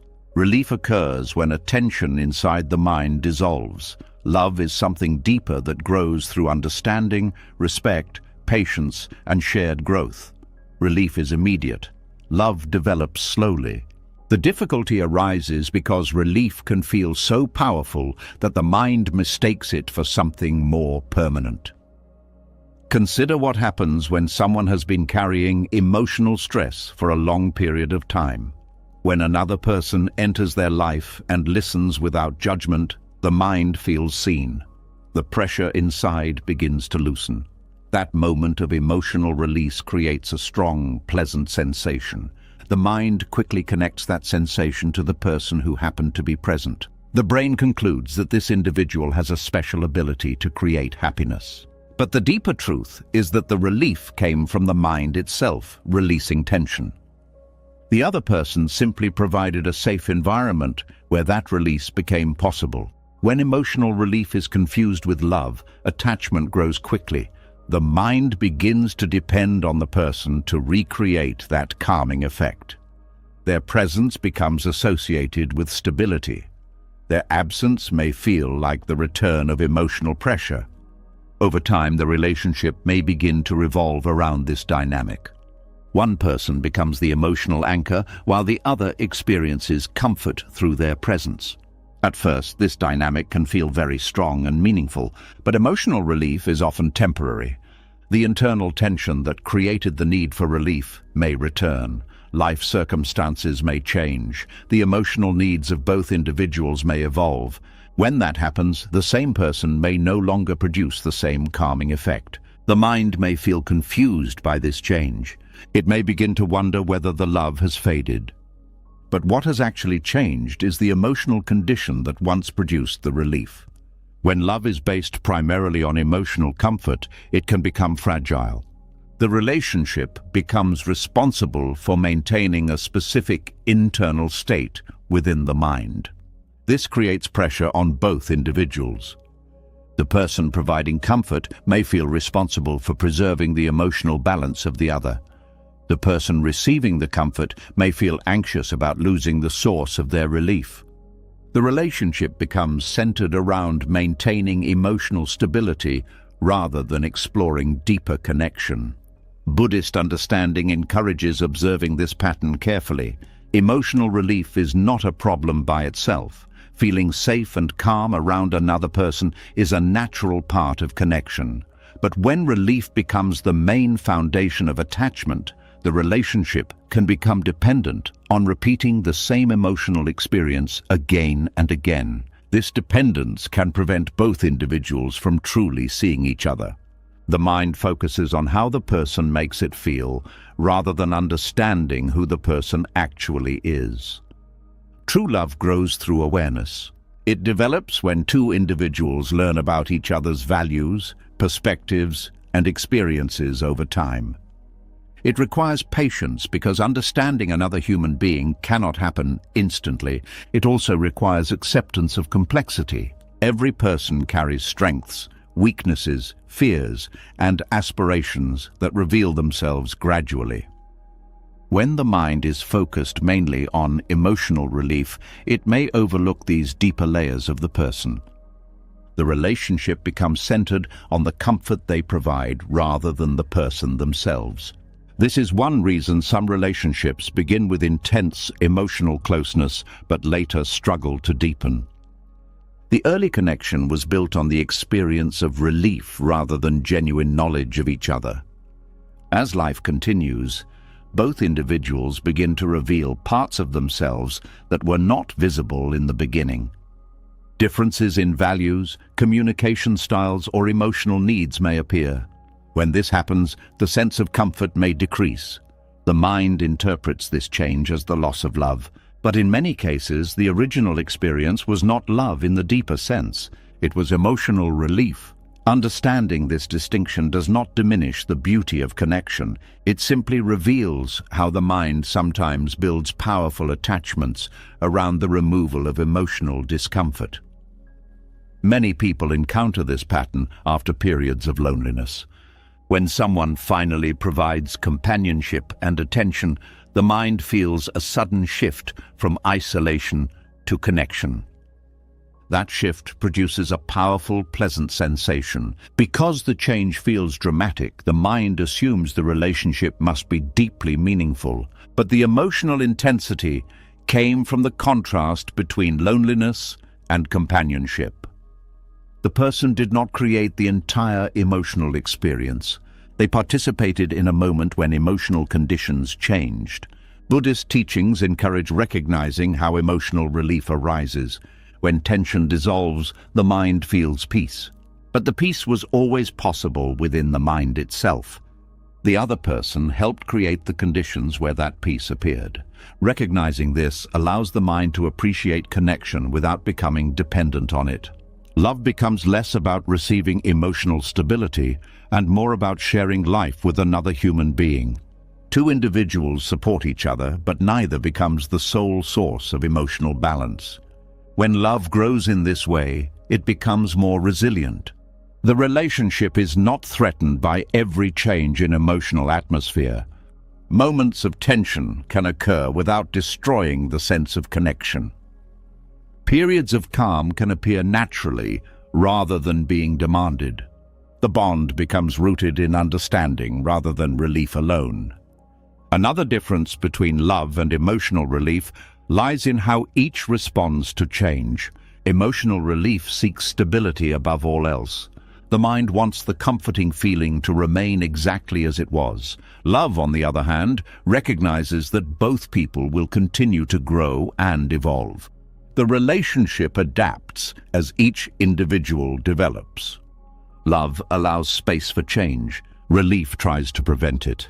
This distinction becomes especially important over time. Life inevitably brings new experiences that shape who people become.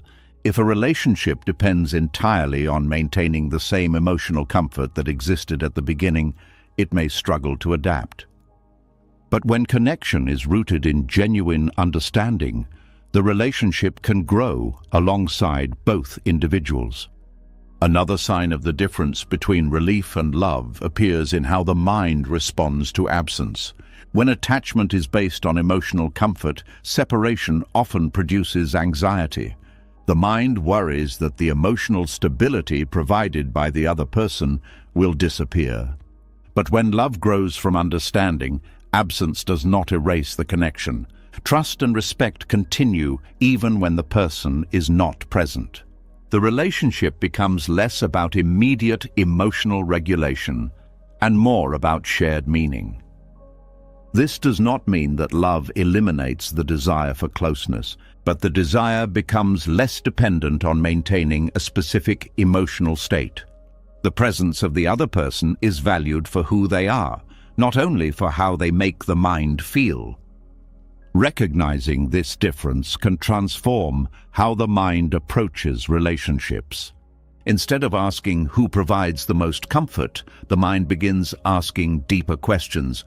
Who truly understands my values? Who shares a vision of life that resonates with mine?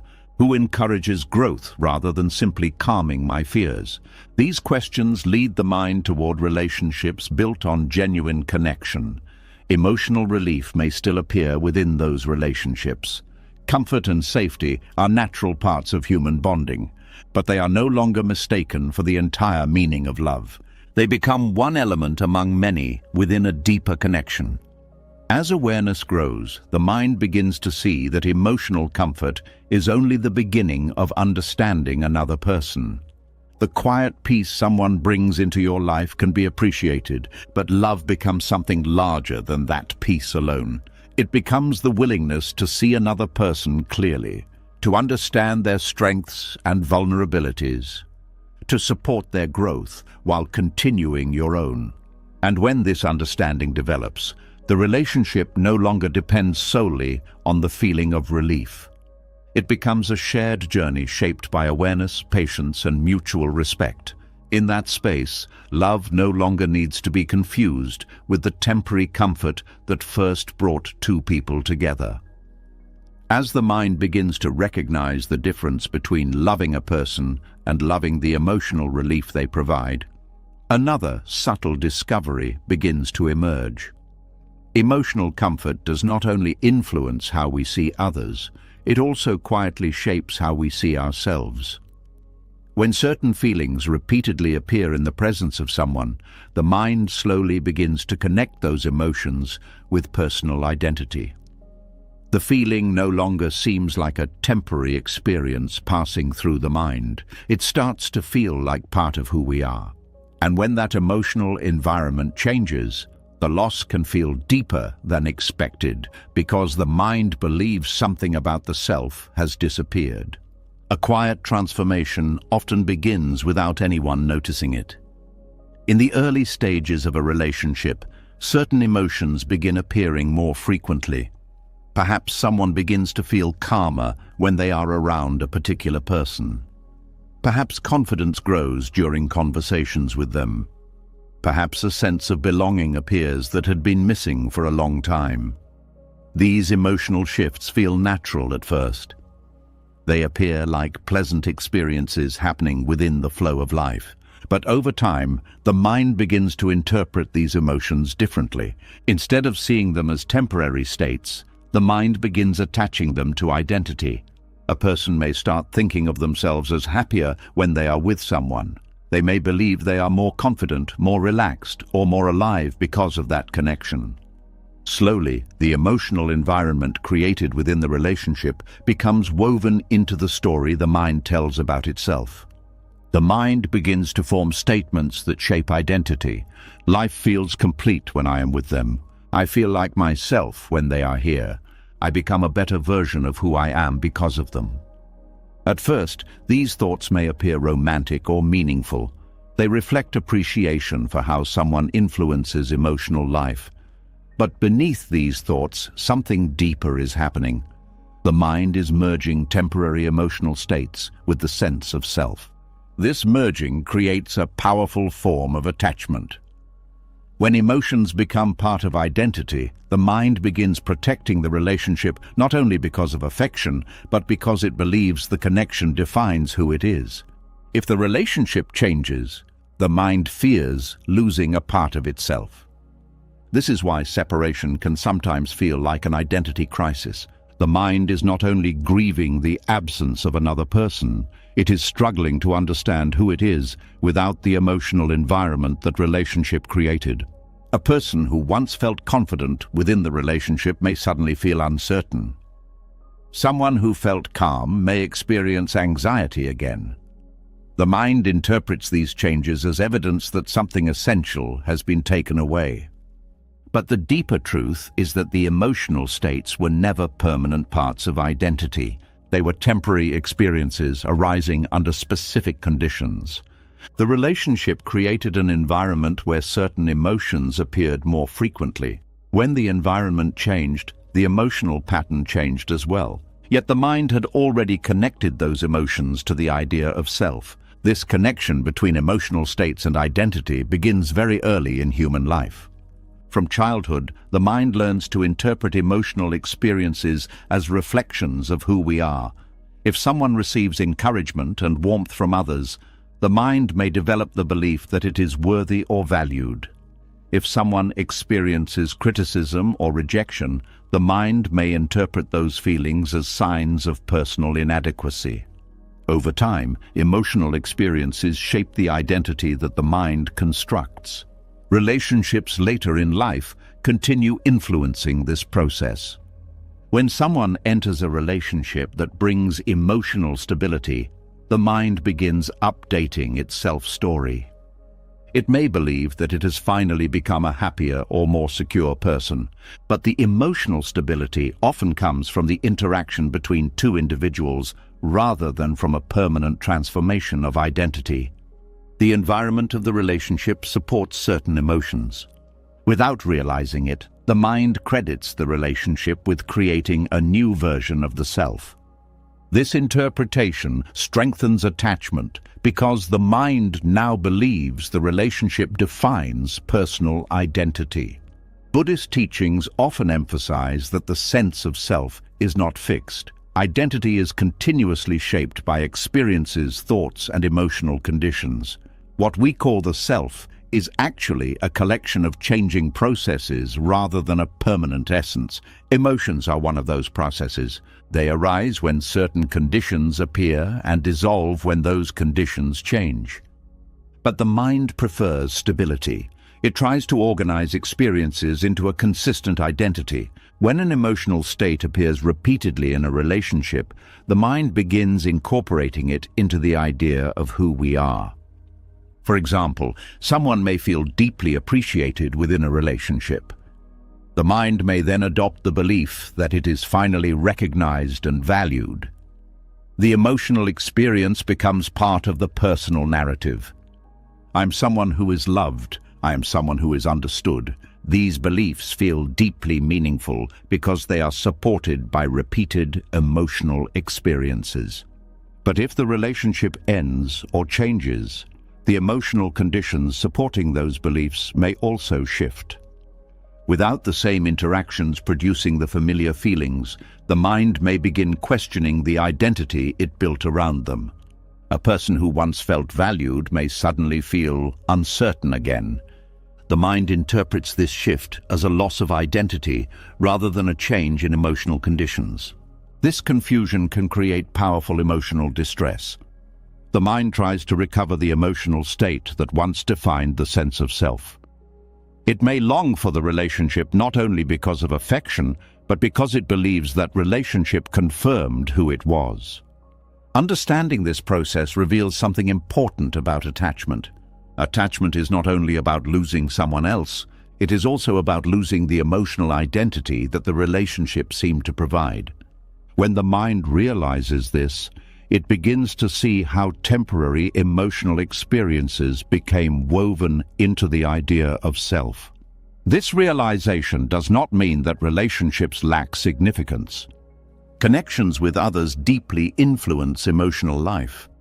But identity itself does not need to depend on those emotional environments. The qualities that appeared within the relationship, calmness, confidence, openness, were always possible within the mind. The relationship simply created conditions where those qualities emerged more easily. When the mind sees this clearly, it begins to reclaim those qualities as part of its own capacity rather than as gifts that belong to another person. The calm that appeared during conversations was not owned by the relationship. It arose because the mind felt safe enough to relax. The confidence that appeared in their presence was not something they created from nothing. It emerged because the environment allowed self-expression. Once this becomes visible, identity begins to shift again. Instead of believing that emotional states belong to relationships, the mind begins recognizing them as temporary expressions of inner conditions. Confidence can appear again under different circumstances. Calmness can arise through awareness and understanding. The qualities that once seemed tied to another person become accessible in new ways. This recognition loosens the belief that identity depends on a specific emotional environment. The mind begins to see itself not as a fixed personality shaped by relationships, but as a dynamic process capable of many different states. Some of those states may have been revealed within relationships. Others may appear through personal reflection, creativity, learning, or solitude. Others may appear through personal reflection, creativity, learning, or solitude. Identity becomes less rigid. Instead of defining the self through past emotional experiences, the mind begins exploring the many possibilities that awareness contains. This shift creates a quiet sense of freedom. The mind no longer feels trapped within the identity that formed inside a particular relationship. It begins to recognize that emotional states are temporary movements within consciousness rather than permanent traits. The calm person, the joyful person, the confident person, and the uncertain person are all expressions that can appear under different conditions. None of them represent the entire identity of the self. This understanding also transforms how relationships are experienced in the future. Instead of relying on another person to define identity, the mind approaches connection with greater openness. The relationship becomes a space for shared growth rather than a source of emotional definition. Two individuals meet as evolving human beings rather than as incomplete selves searching for identity. In that environment, connection becomes deeper and more balanced. The presence of another person can still bring joy and emotional richness. But identity no longer depends on maintaining a specific emotional atmosphere. The self remains fluid and adaptable. As awareness grows, the mind begins to see that every emotional experience, whether inside a relationship or outside it, is simply part of the continuous movement of consciousness. Feelings appear, shape experience for a time, and eventually change. Identity, rather than being fixed by those feelings, becomes the open space in which they arise. And when this understanding settles into the mind, the fear of losing oneself within the changing landscape of relationships begins to dissolve. The self is no longer something fragile that depends on emotional environments.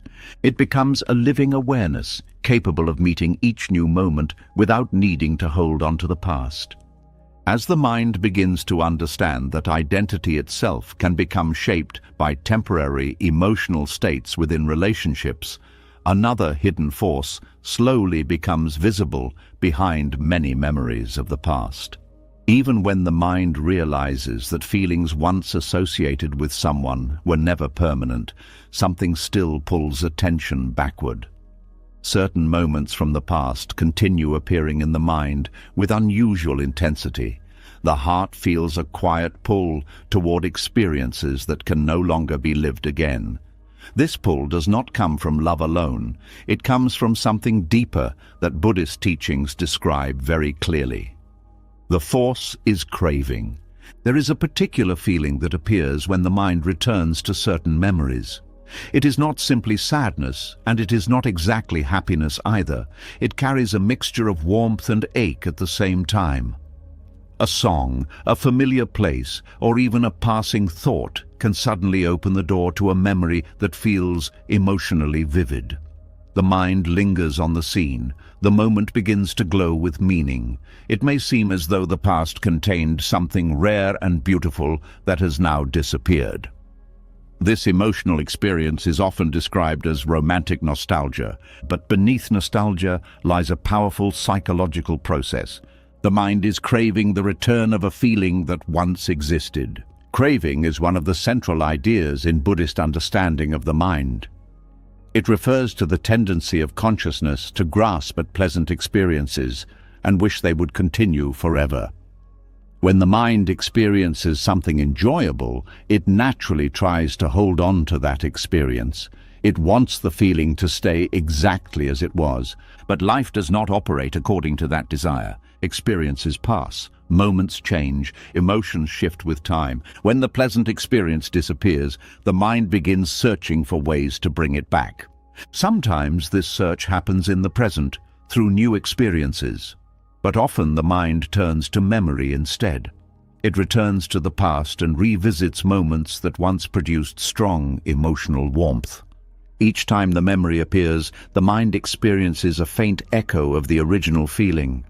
This echo strengthens the desire to experience the full emotion again. The more the mind revisits the memory, the more powerful the craving becomes. This is how nostalgia grows. At first, the memory simply appears, but with repetition, the mind begins to treat the past as something precious that must be preserved. The emotional tone of the memory becomes stronger than the details of the event itself. A short conversation becomes remembered as deeply meaningful. A quiet evening together becomes a symbol of happiness. The mind magnifies the emotional value of those moments. Craving quietly shapes how the past is remembered. Instead of recalling events exactly as they occurred, the mind emphasizes the emotional pleasure that those events once created. Details that do not support the pleasant feeling gradually fade. Moments of tension, disagreement, or confusion disappear from the story. What remains is a memory that feels almost perfect. The brain begins to believe that the past contained a level of emotional fulfillment that the present cannot match. This belief strengthens longing. The mind begins comparing the present moment to the emotional glow of memory. Because the memory has been polished by craving, the present rarely seems equally satisfying. Ordinary moments of life feel less vivid than the emotionally intensified past. This contrast makes the past appear even more valuable. But what the mind is longing for is not truly the relationship itself. It is longing for the emotional experience that once arose within that relationship. Craving does not care about the complexity of real life. It focuses only on the pleasant feeling it wants to repeat. Buddhist teachings describe craving as a force that distorts perception. When craving appears, the mind stops seeing things clearly. It begins focusing only on what supports the desire. In romantic nostalgia, craving encourages the mind to remember emotional peaks while ignoring the rest of the story. The memory becomes shaped by desire rather than by reality. This is why nostalgia can feel so powerful. The mind is not simply remembering the past. It is remembering the past through the lens of craving. The pleasant emotions that once existed are amplified. The circumstances surrounding them are simplified. And the mind begins to believe that the past represented a perfect emotional state that should have continued. But the emotional intensity remembered in nostalgia was never stable. It arose from a specific combination of conditions that existed only during that time. The people involved were in a certain stage of life. Their expectations and perspectives were different. The novelty of the relationship created emotional energy. All of these factors combined to produce the emotional experience that memory now treasures. But those conditions have already changed. Life continues moving forward. The mind, however, continues reaching backward. Craving makes the past feel like a destination that could restore happiness if it were somehow recovered. Yet, even if the past could be revisited, the emotional conditions would not be the same. The people involved have grown and changed. The context of life is different. The emotional state that once existed was a temporary phenomenon. Understanding this helps reveal the true nature of romantic nostalgia. It is not simply appreciation for meaningful experiences. It is the mind's attempt to recover an emotional state that once felt deeply satisfying. But the satisfaction came from the temporary alignment of conditions. Craving tries to repeat the feeling without recognizing that the conditions supporting it have already transformed. This is why nostalgia often feels bittersweet. The memory produces warmth, but it also carries the pain of knowing the experience cannot return exactly as it was. The mind continues wanting something that no longer exists. Buddhist wisdom suggests that suffering arises when craving attaches itself to temporary experiences. The mind tries to hold on to what is naturally changing. When the experience fades, the craving remains. The gap between desire and reality creates emotional tension. In romantic nostalgia, that tension appears as longing. The mind believes the past contained something essential. It feels that life was somehow more meaningful during those moments. But the meaning was not located in the past itself. It was created by the emotional conditions present at that time. Those conditions can appear again in different forms throughout life. But craving prevents the mind from seeing that possibility. Instead of allowing new emotional experiences to unfold, the mind becomes fixated on repeating an old one. This fixation narrows attention. The present moment begins to feel less interesting because the mind is measuring it against a memory that has been intensified by longing. Recognizing the role of craving begins to change how nostalgia is experienced. The mind can still appreciate the past without trying to reclaim it. Memories can remain meaningful without becoming objects of desire. The emotional warmth connected to certain moments can be honored while still accepting that those experiences belonged to a specific time in life. This shift allows nostalgia to become gentler.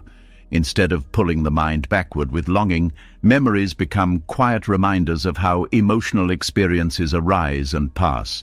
The past becomes a teacher rather than a destination. It shows how powerful emotions once appeared under certain conditions, but it also reveals that those emotions were never permanent. They arose naturally and eventually dissolved. Understanding this helps the mind release its grip on craving. Instead of searching for lost feelings, awareness begins to observe how emotional experiences appear in the present. New connections can bring warmth. New conversations can produce joy. New moments of understanding can create meaning. When craving loosens its hold on memory, the mind becomes more open to the richness of the present. The emotional beauty of life is no longer limited to what happened before. It begins unfolding again in unexpected ways. And the past, rather than being a source of longing, becomes part of a larger story of changing experiences. Each memory remains valuable, but it no longer controls the direction of the heart. The mind begins to understand that what it truly longed for was not the past itself. It was the feeling that once passed through it. And feelings, like all experiences, are always moving. They appear, they fade, and new ones quietly arise when the mind is ready to meet them. As the mind slowly begins to understand how craving turns memories into powerful emotional magnets, another pattern quietly begins to reveal itself. Even when someone believes they have moved on from the past, there are certain moments when old attachments suddenly return with surprising force. The mind may have spent weeks or even months feeling calm, yet one quiet evening can reopen emotional doors that seemed long closed. This return of memory is not random. It often appears during a very specific emotional condition. When the mind feels empty, when silence becomes heavy, and when loneliness begins to expand, the past can rise again, as if it were offering comfort.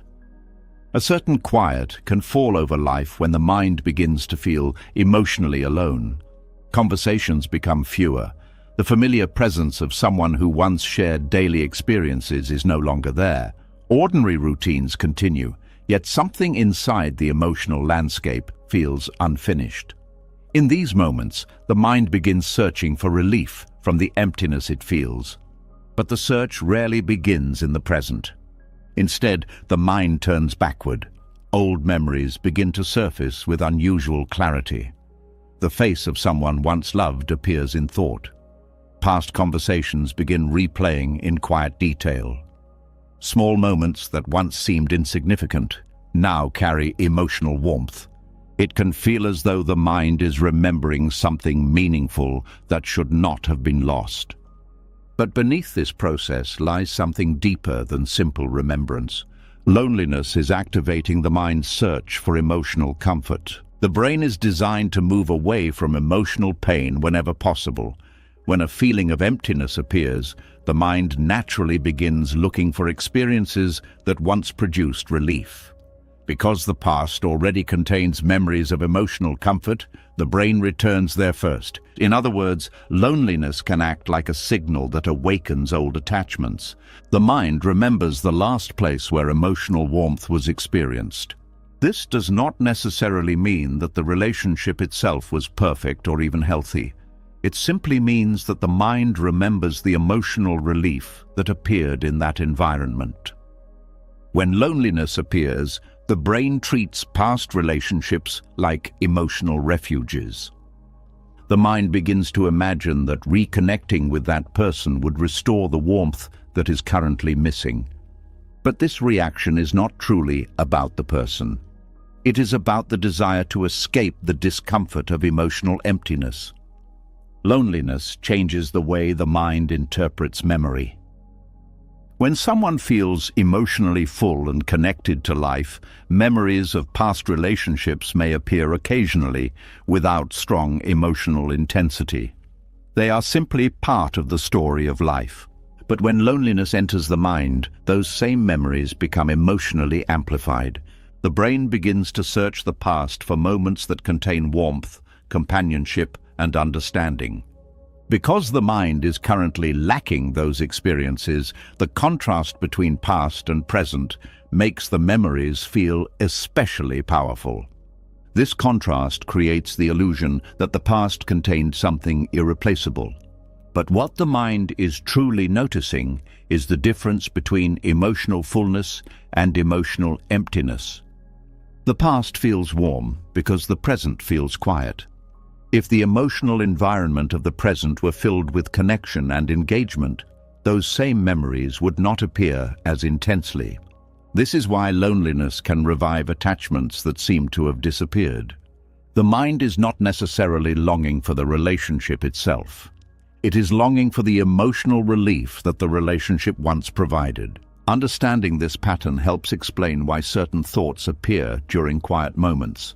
A person may suddenly wonder what their former partner is doing. They may feel tempted to revisit old messages or photographs. They may imagine how life might feel if the relationship had continued. These thoughts are not always expressions of love. Often, they are expressions of emotional hunger. The mind senses a lack of connection and searches for the nearest memory that once satisfied that need. Because the memory is familiar, it feels like the most obvious solution. But the emotional warmth remembered from the past was created by conditions that existed at that time. The presence of the person was only one part of those conditions. The stage of life, the emotional openness of both individuals, and the circumstances surrounding the relationship all contributed to the atmosphere that once existed. Loneliness simplifies that story. The mind focuses only on the presence of the person and assumes they were the source of the comfort. This simplification strengthens attachment. The mind begins to believe that reconnecting with the past would solve the emotional emptiness of the present. But loneliness itself is not always caused by the absence of a specific person. It often arises from a deeper lack of emotional engagement with life. When daily routines become repetitive, when meaningful conversation becomes rare, or when the mind spends long periods without emotional stimulation, the feeling of isolation grows stronger. The brain interprets this isolation as a problem that must be solved. Because past relationships once reduced that feeling, the mind treats them as potential solutions. This process can lead people to reach out to former partners or to dwell heavily on memories. But the relief that the mind hopes to recover may not return in the same way. The emotional conditions that existed during the original relationship have changed. Even if two people reconnect, the emotional environment will not be identical to what it once was. This is why reconnecting with the past sometimes produces confusion rather than comfort. The mind expects the emotional warmth of memory, but the reality of the present moment is different. The person has grown, life circumstances have changed. The emotional atmosphere that once existed cannot simply be recreated. Understanding this helps the mind respond to loneliness more wisely. Instead of treating past relationships as the only source of emotional comfort, the mind begins to examine the deeper need that loneliness reveals. Loneliness is often a signal that emotional connection is missing in the present moment. The solution does not necessarily lie in returning to old attachments. It lies in creating new conditions that allow emotional warmth to appear again. Connection can arise in many forms. Meaningful conversations with friends, creative activities, learning new perspectives, and engaging with life in a deeper way can all reduce the sense of isolation. When the mind becomes emotionally engaged with the present, the intensity of past attachments begins to soften. Memories still exist, but they no longer appear as urgent solutions to emotional discomfort. They return to their natural place as parts of the past rather than imagined refuges. Buddhist teachings often encourage observing loneliness with curiosity rather than fear. Instead of immediately trying to escape the feeling, the mind can examine what the experience reveals. Loneliness often carries information about emotional needs that have not been met. The mind may be seeking understanding, companionship, or meaningful conversation. When these needs are acknowledged, new forms of connection can begin to appear. The past no longer needs to carry the entire weight of emotional comfort. Life in the present becomes capable of producing new warmth. This shift changes how the mind experiences memories. Instead of feeling pulled backward by longing, the mind can appreciate past relationships as experiences that once contributed to emotional growth. The warmth remembered from those moments is no longer treated as something lost forever. It becomes evidence that the mind is capable of experiencing deep connection. That capacity still exists. It simply requires new conditions to appear again. When loneliness is understood this way, it stops being an enemy. It becomes a signal inviting the mind to reconnect with life in new ways. The past no longer needs to be revived as a source of relief. Instead, the mind becomes open to the possibility that emotional warmth can arise again through new experiences, new conversations, and new forms of understanding. And as this awareness deepens, the power of old attachments gradually fades. Memories remain, but they no longer appear as solutions to emotional emptiness. They become quiet reminders of moments that once existed within the larger movement of life. The mind learns that the warmth it once experienced was never limited to one relationship. It was a natural expression of connection itself. And connection can appear again whenever the mind allows life to be lived fully in the present.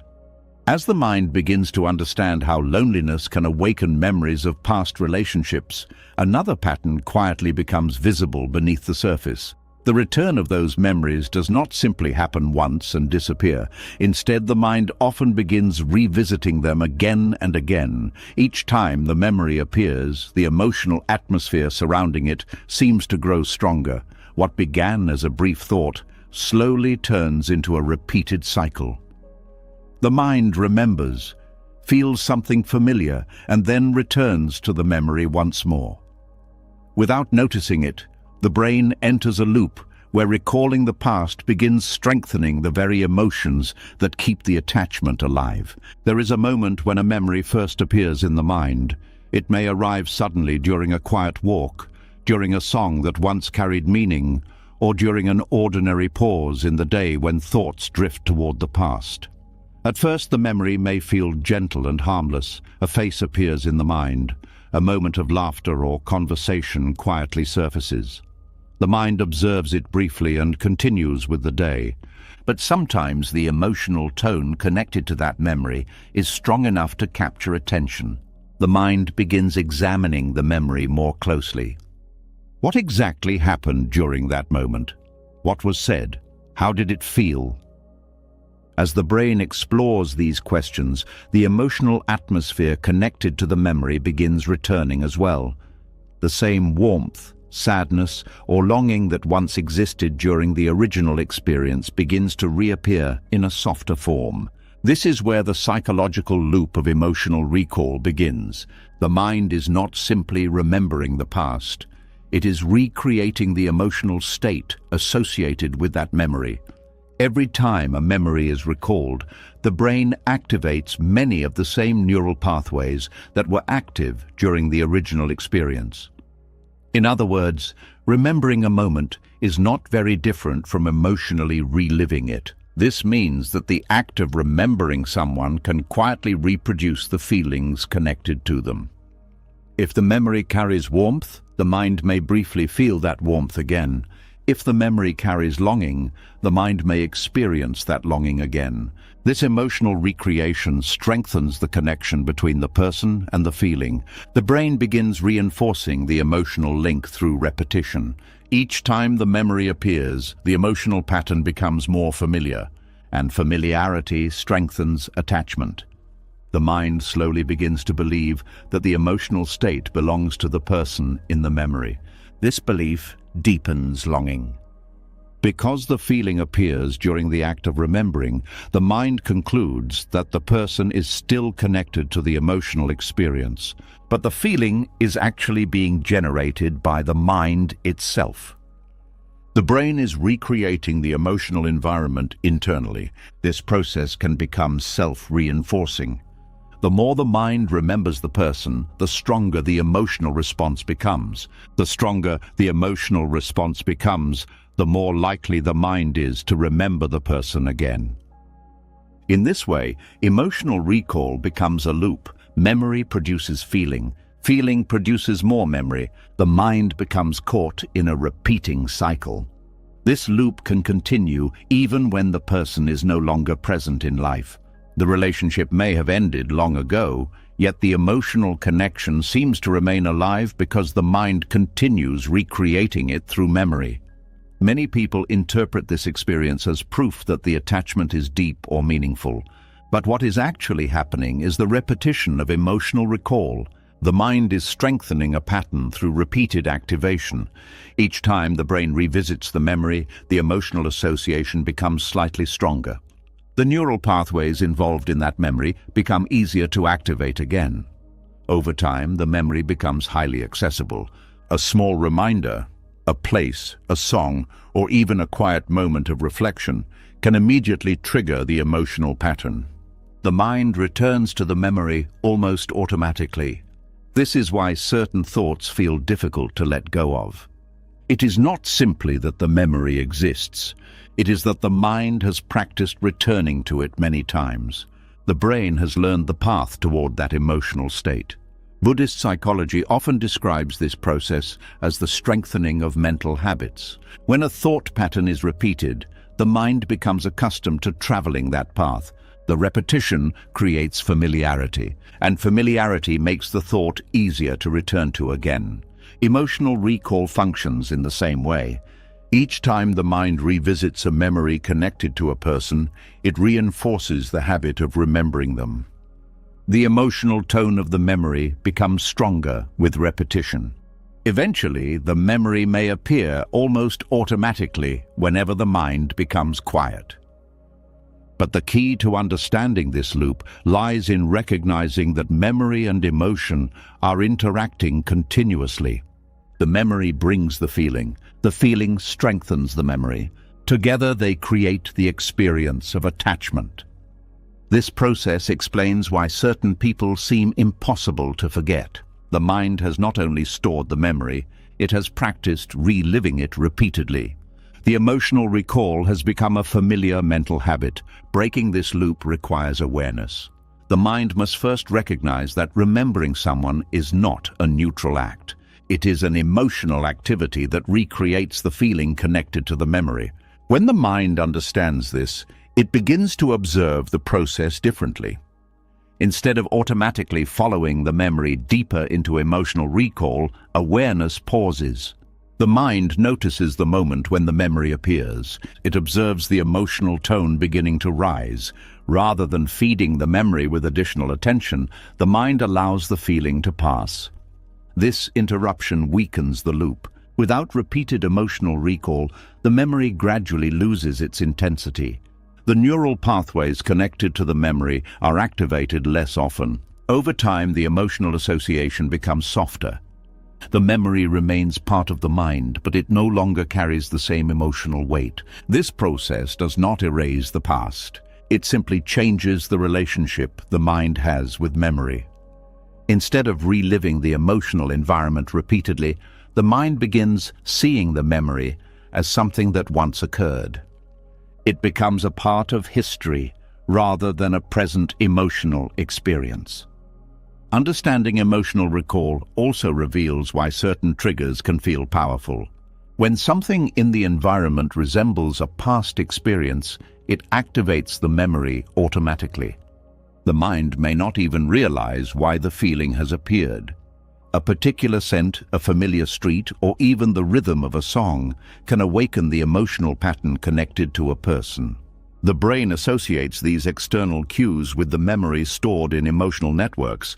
When the cue appears, the mind begins recreating the emotional state linked to it. This is another way the recall loop continues. The environment provides reminders. The mind responds with memory. Memory recreates emotion. Emotion strengthens the attachment. Recognizing this pattern helps the mind respond more gently to emotional triggers. Instead of interpreting the return of a memory as a sign that something must be done, awareness simply notices the process. The memory has appeared. The feeling has followed. But both are temporary mental events. They arise within awareness and eventually fade when they are not reinforced. This understanding changes how attachment is experienced. Instead of feeling controlled by memories, the mind begins observing the mechanics of recall itself. It sees how attention feeds emotional patterns, and with that insight, the mind gains the freedom to redirect attention toward the present moment. New experiences begin creating new emotional associations. The brain gradually forms different pathways that do not revolve around the past. The loop of emotional recall slowly loses its influence. What once felt like an unbreakable attachment becomes a pattern that the mind has learned to recognize and release. The person who once seemed impossible to stop thinking about becomes simply another memory among many. The emotional intensity fades, not because the past was meaningless, but because the mind has stopped reliving it repeatedly. And when the loop of recall weakens, something else quietly appears. Attention begins returning to the present. Life becomes filled again with experiences that are not tied to the past. New emotions arise naturally from new conditions. The mind realizes that it no longer needs to recreate the same emotional state again and again. The cycle that once deepened attachment slowly dissolves. What remains is a clearer understanding of how memory and emotion interact within the mind. And with that clarity, the heart begins to experience the past without being trapped inside it. As the mind begins to see how emotional recall quietly keeps attachments alive through repetition, another realization begins to emerge beneath the surface. Even when the loop of memory weakens, something interesting can still remain. The person may no longer be present in life, conversations may have ended, and the relationship itself may belong to the past.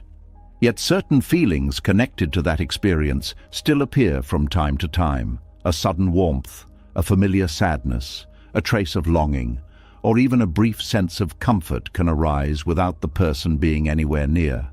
This reveals something important that Buddhist teachings have observed for centuries. Emotions do not belong to people. They belong to the patterns that continue living inside the mind. There is often a moment after a relationship ends when someone begins to notice something strange about their emotional world. At first, the mind may assume that the emotional connection will disappear as soon as the person leaves. The logic seems simple. If the person who created the feeling is gone, then the feeling itself should vanish as well. But experience rarely follows that expectation. Days pass, then weeks, and sometimes even months or years later, emotions connected to the relationship still appear. A quiet evening may bring a familiar, emotional tone. A memory may trigger a sudden sense of warmth. A passing thought may produce a moment of sadness that feels strangely connected to someone who is no longer part of daily life. This can confuse the mind. It may wonder why the emotional connection still exists if the person is gone. But this confusion comes from a misunderstanding about where emotions originate. The mind often believes that people are the source of emotions. It assumes that love, comfort, excitement, or sadness come directly from the presence of another person. But Buddhist insight suggests something different.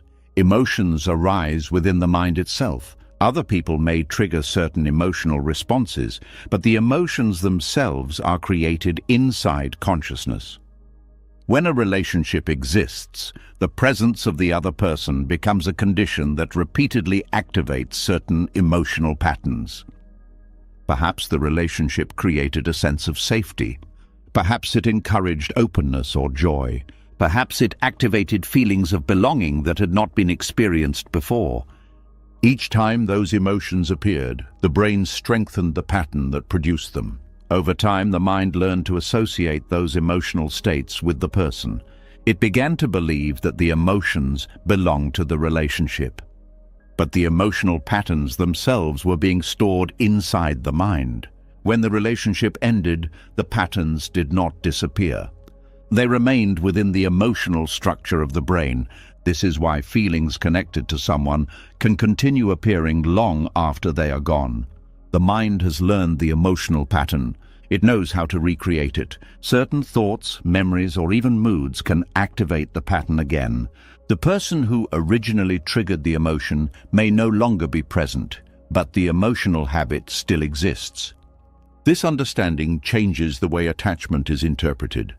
Many people believe they are still emotionally connected to someone because the feelings remain, but the feelings do not necessarily indicate an ongoing bond with the person. They reveal the presence of emotional patterns that the mind learned during the relationship. The patterns remain until the mind gradually releases them or replaces them with new experiences. Buddhist psychology often explains that the mind functions through conditioned patterns. Every experience leaves traces within consciousness. These traces influence how emotions arise in the future.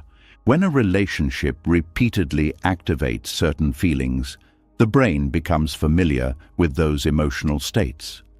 The mind begins to access them easily.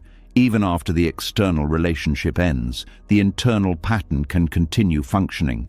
This explains why people sometimes feel emotions connected to someone they have not seen in years. The emotional habit still exists, but understanding this insight can also bring relief. If emotions belong to patterns within the mind rather than to another person, then the presence of those feelings does not mean that the relationship must continue. It simply means that the mind has not yet fully released the emotional pattern. Releasing emotional patterns requires time and awareness. The mind gradually weakens the pattern when it stops feeding it through constant memory or emotional recall. When attention moves toward new experiences and new relationships with life, the old emotional patterns become less active. They appear less often. Their intensity slowly decreases. Eventually, they become quiet traces of the past rather than powerful emotional forces. This process happens naturally as the mind grows and adapts. New experiences create new emotional pathways. Different relationships produce different emotional environments. The brain continues learning and reshaping its patterns, but the realization that emotions remain within the mind after people leave carries another important lesson. It shows that emotional experiences are not controlled by external circumstances alone. The capacity for love, warmth, and connection exists within the mind itself. A relationship may have helped reveal those qualities, but it did not create them from nothing. The emotional openness that appeared during the relationship was always possible within consciousness. The presence of another person simply made it easier for those qualities to emerge. When the relationship ends, the qualities themselves do not disappear. They remain part of the mind's potential. The same capacity for connection can appear again in different forms. This understanding helps transform the meaning of past relationships. Instead of seeing them as the only place where certain emotions existed, the mind begins recognizing them as experiences that revealed emotional capacities that already lived within. Love becomes something the mind can experience again under new conditions. Warmth becomes something that can arise through different connections. Emotional openness becomes a quality that can appear whenever the mind feels safe enough to express it. The person who once triggered those emotions becomes part of the story of how the mind discovered those possibilities. But the emotions themselves are not locked in the past. They remain available to life. Buddhist teachings often emphasize that the mind is constantly shaping emotional reality through conditions and attention. When attention repeatedly returns to the past, old emotional patterns remain active. When attention begins engaging with new experiences, different emotional patterns begin forming. When attention begins engaging with new experiences, different emotional patterns begin forming. The mind gradually shifts its emotional landscape. Understanding this process removes the fear that emotions tied to someone will remain forever. They persist only as long as the conditions that support them continue. When those conditions change, the emotional patterns slowly dissolve. This does not mean forgetting the past. Memories remain part of the mind's history.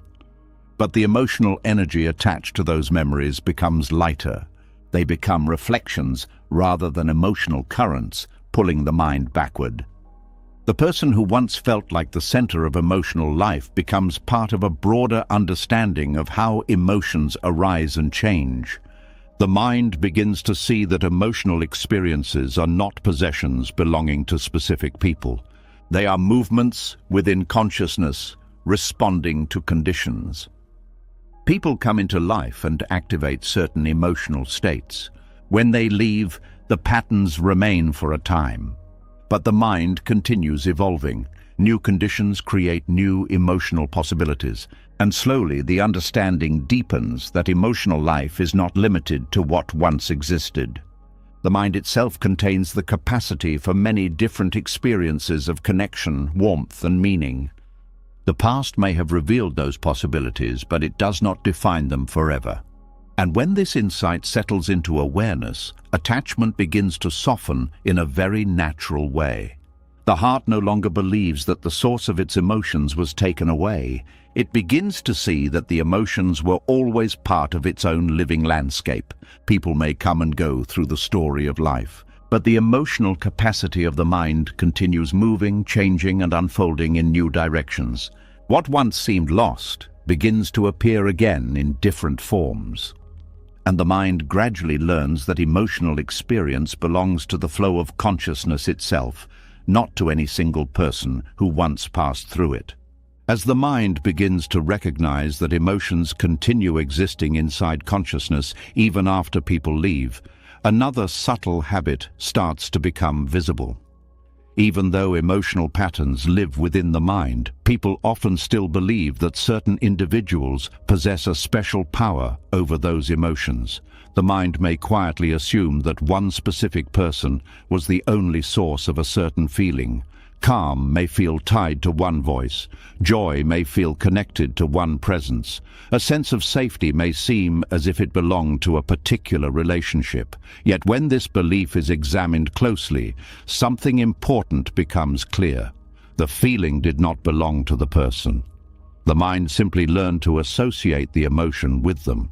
A quiet thought often appears when people reflect on past relationships. It sounds simple, yet it carries a deep emotional assumption. Someone may say that no one else ever made them feel the same way. They may believe that a particular person brought out a version of themselves that cannot appear again. The feeling may seem so unique that it becomes tied entirely to the individual who once triggered it. This belief feels convincing because the mind remembers how powerful those emotions once were. When a relationship produces strong emotional experiences, the brain tries to understand where those feelings came from. The simplest explanation is to connect the feeling directly to the person who was present when it appeared. The mind begins forming associations. If a person felt deeply understood during conversations with someone, the brain connects that feeling of understanding with the individual. If someone felt unusually calm in the presence of another person, the mind begins linking calmness with that person. Over time, these associations become strong mental shortcuts. Instead of recognizing the emotional experience as something created within the mind, the brain assumes the person themselves carries the ability to produce that feeling. This is the habit of assigning emotional meaning to individuals. It is one of the most powerful habits the mind develops during relationships. Once the association forms, the brain begins to treat the person as if they contain the emotional quality. The mind may begin believing that a certain person is the source of happiness, confidence, peace, or emotional warmth. But in reality, the person is simply one of the conditions that allowed those emotions to arise. The emotional state itself was created by the interaction between the mind, the environment, and the moment. Yet the mind prefers simple explanations. It is easier to say that someone made a person happy than to examine the complex psychological conditions that allowed happiness to appear. This simplification creates attachment. When the mind believes that a specific person contains the ability to produce certain emotions, Losing that person feels like losing access to the feeling itself. The brain interprets the absence of the person as the disappearance of the emotional experience. But the emotional capacity still exists inside the mind. The association between the person and the emotion simply made it easier for that feeling to appear. Understanding this habit requires observing how the mind forms emotional links. When people spend time together repeatedly, the brain begins connecting their presence with the emotional states experienced during those moments. If the relationship contains laughter and comfort, the brain learns to expect those feelings whenever the person appears. Over time, the emotional pattern becomes automatic. Seeing the person may immediately produce warmth because the brain has learned the association, but the emotional warmth is still arising from internal processes. The person simply acts as a trigger. This pattern is similar to how certain songs or places can produce emotional responses. A particular location may remind someone of a meaningful moment in their life. When they return to that place years later, the emotional tone connected to that memory may appear again. But the place itself does not contain the emotion. The mind has simply stored the association between the environment and the feeling. The same process occurs with people. The brain connects emotional experiences with the individuals who were present when those feelings appeared. Because human relationships involve powerful emotional interactions, the associations formed with people often become stronger than those formed with places or objects. This strength makes the emotional connection feel unique. Someone may believe that only one person could produce a certain emotional experience. But if the conditions that created that feeling are understood, it becomes clear that other relationships could produce similar emotional states in different ways. For example, someone may believe that a former partner was the only person who ever made them feel truly understood. But the deeper condition behind that feeling may have been open communication, mutual attention, and emotional honesty. Those conditions can exist in other relationships as well. The mind simply connected them strongly with the person who first triggered the experience. When this connection becomes deeply embedded, it creates the illusion that emotional qualities belong to individuals. A person may begin thinking that someone else possesses the power to make them feel complete. But emotional completeness is not something another person carries inside them. It arises when certain psychological conditions appear. When the mind feels accepted, safe, and emotionally open, a sense of wholeness can appear naturally. Another person may help create that environment, but the feeling itself is generated by the mind. Recognizing this breaks one of the strongest illusions behind attachment. The mind begins to see that emotional experiences are not owned by individuals. They are patterns that arise when certain conditions align. Once those conditions are understood, the emotional state can appear again in different contexts. Another relationship may create similar feelings of understanding. Different conversations may produce the same sense of connection. Emotional warmth may appear in friendships, creative experiences, or meaningful interactions with life itself. But as long as the mind believes that a specific person uniquely possesses those emotional qualities, it remains attached to the past. It may believe that no one else could ever create the same emotional environment. This belief limits the mind's openness to new experiences. Buddhist insight encourages observing how emotional meaning is assigned to people. When awareness watches the process closely, it becomes clear that the mind is constantly creating associations. If someone appears during moments of happiness, the brain links that happiness to them. If someone appears during moments of stress, the brain may link tension to them. These emotional assignments shape how relationships are perceived, but they are not permanent truths. They are learned patterns created through repeated experiences. Once the mind recognizes this, the emotional grip of past associations begins to soften. The person who once seemed like the only source of a particular feeling becomes part of a broader understanding of how emotional patterns form. The mind begins to see that emotional experiences arise from complex interactions between attention, perception, and psychological openness. People participate in that process, but they do not own the emotions themselves. This realization creates emotional freedom. Instead of believing that happiness depends on finding a specific person, the mind becomes curious about the conditions that allow emotional richness to appear.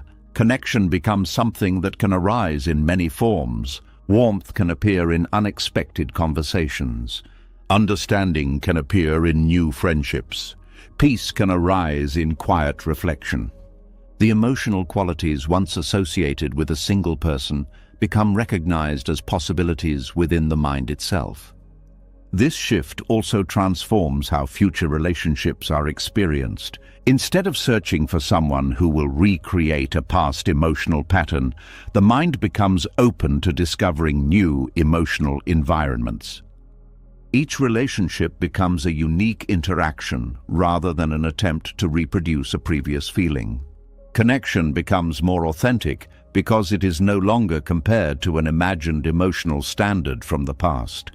People are seen as individuals rather than as sources of specific emotions. The mind stops assigning emotional meaning to them as if they carry emotional powers. Instead, it observes how interactions create conditions where certain feelings can arise naturally. This understanding brings a deeper form of appreciation. Relationships are no longer valued because they provide a particular emotional state. They are valued because they create opportunities for shared experience and mutual understanding. Emotions become something that flows through those experiences rather than something owned by another person. As awareness continues observing these patterns, the illusion that someone uniquely possesses the power to create certain feelings begins to fade.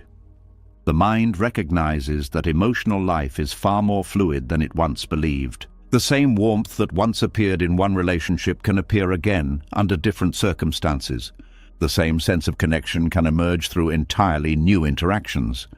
And slowly, the heart begins to release the belief that emotional meaning belongs to individuals. It begins to see that emotions are movements within the mind responding to the conditions of life. People may participate in those movements, but the emotional experience itself belongs to the living awareness that continues evolving with every new moment. As the mind begins to see that people do not truly possess emotional meanings, another deeper layer of attachment slowly becomes visible. When someone believes a person is the source of certain feelings, what they are often protecting is not the person themselves, but the emotional balance that appeared around that relationship. The calm, the sense of stability, the feeling that life suddenly made more sense. These emotional states can feel fragile. When the mind experiences them for the first time or after a long period of emotional struggle, it may begin holding tightly to whatever seems to keep those feelings alive. What appears as attachment to a person is often something more subtle. It is the fear that without them, the emotional stability the mind discovered will disappear. A quiet transformation often happens when someone enters a relationship that brings emotional relief. Before the relationship began, the mind may have been restless. Thoughts may have been scattered. Life may have felt uncertain or emotionally uneven. Then slowly, through repeated interactions, a new emotional atmosphere begins to form. Conversations may bring clarity, shared experiences may create comfort, moments of laughter may soften the tension that once lived inside the mind. Without realizing it, the emotional landscape begins changing. The mind starts feeling calmer. Daily life may begin to feel more stable. Certain worries may fade into the background. The presence of the other person becomes associated with emotional balance. When the mind experiences this stability repeatedly, it begins forming a powerful psychological link. The person becomes connected to the feeling of internal order. The mind begins believing that the relationship itself is what holds emotional balance together. This belief feels natural, After all, the emotional change seemed to appear when the relationship began, but something deeper is happening. The emotional stability is not actually stored inside the person. It is being created within the mind through the conditions the relationship provides. The environment of understanding, attention, and shared experience allows the nervous system to relax. The brain begins regulating emotional responses more smoothly.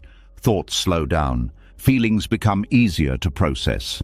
But instead of recognizing these internal processes, the mind simplifies the story. It tells itself that the other person is responsible for the stability. This belief can quietly transform appreciation into attachment.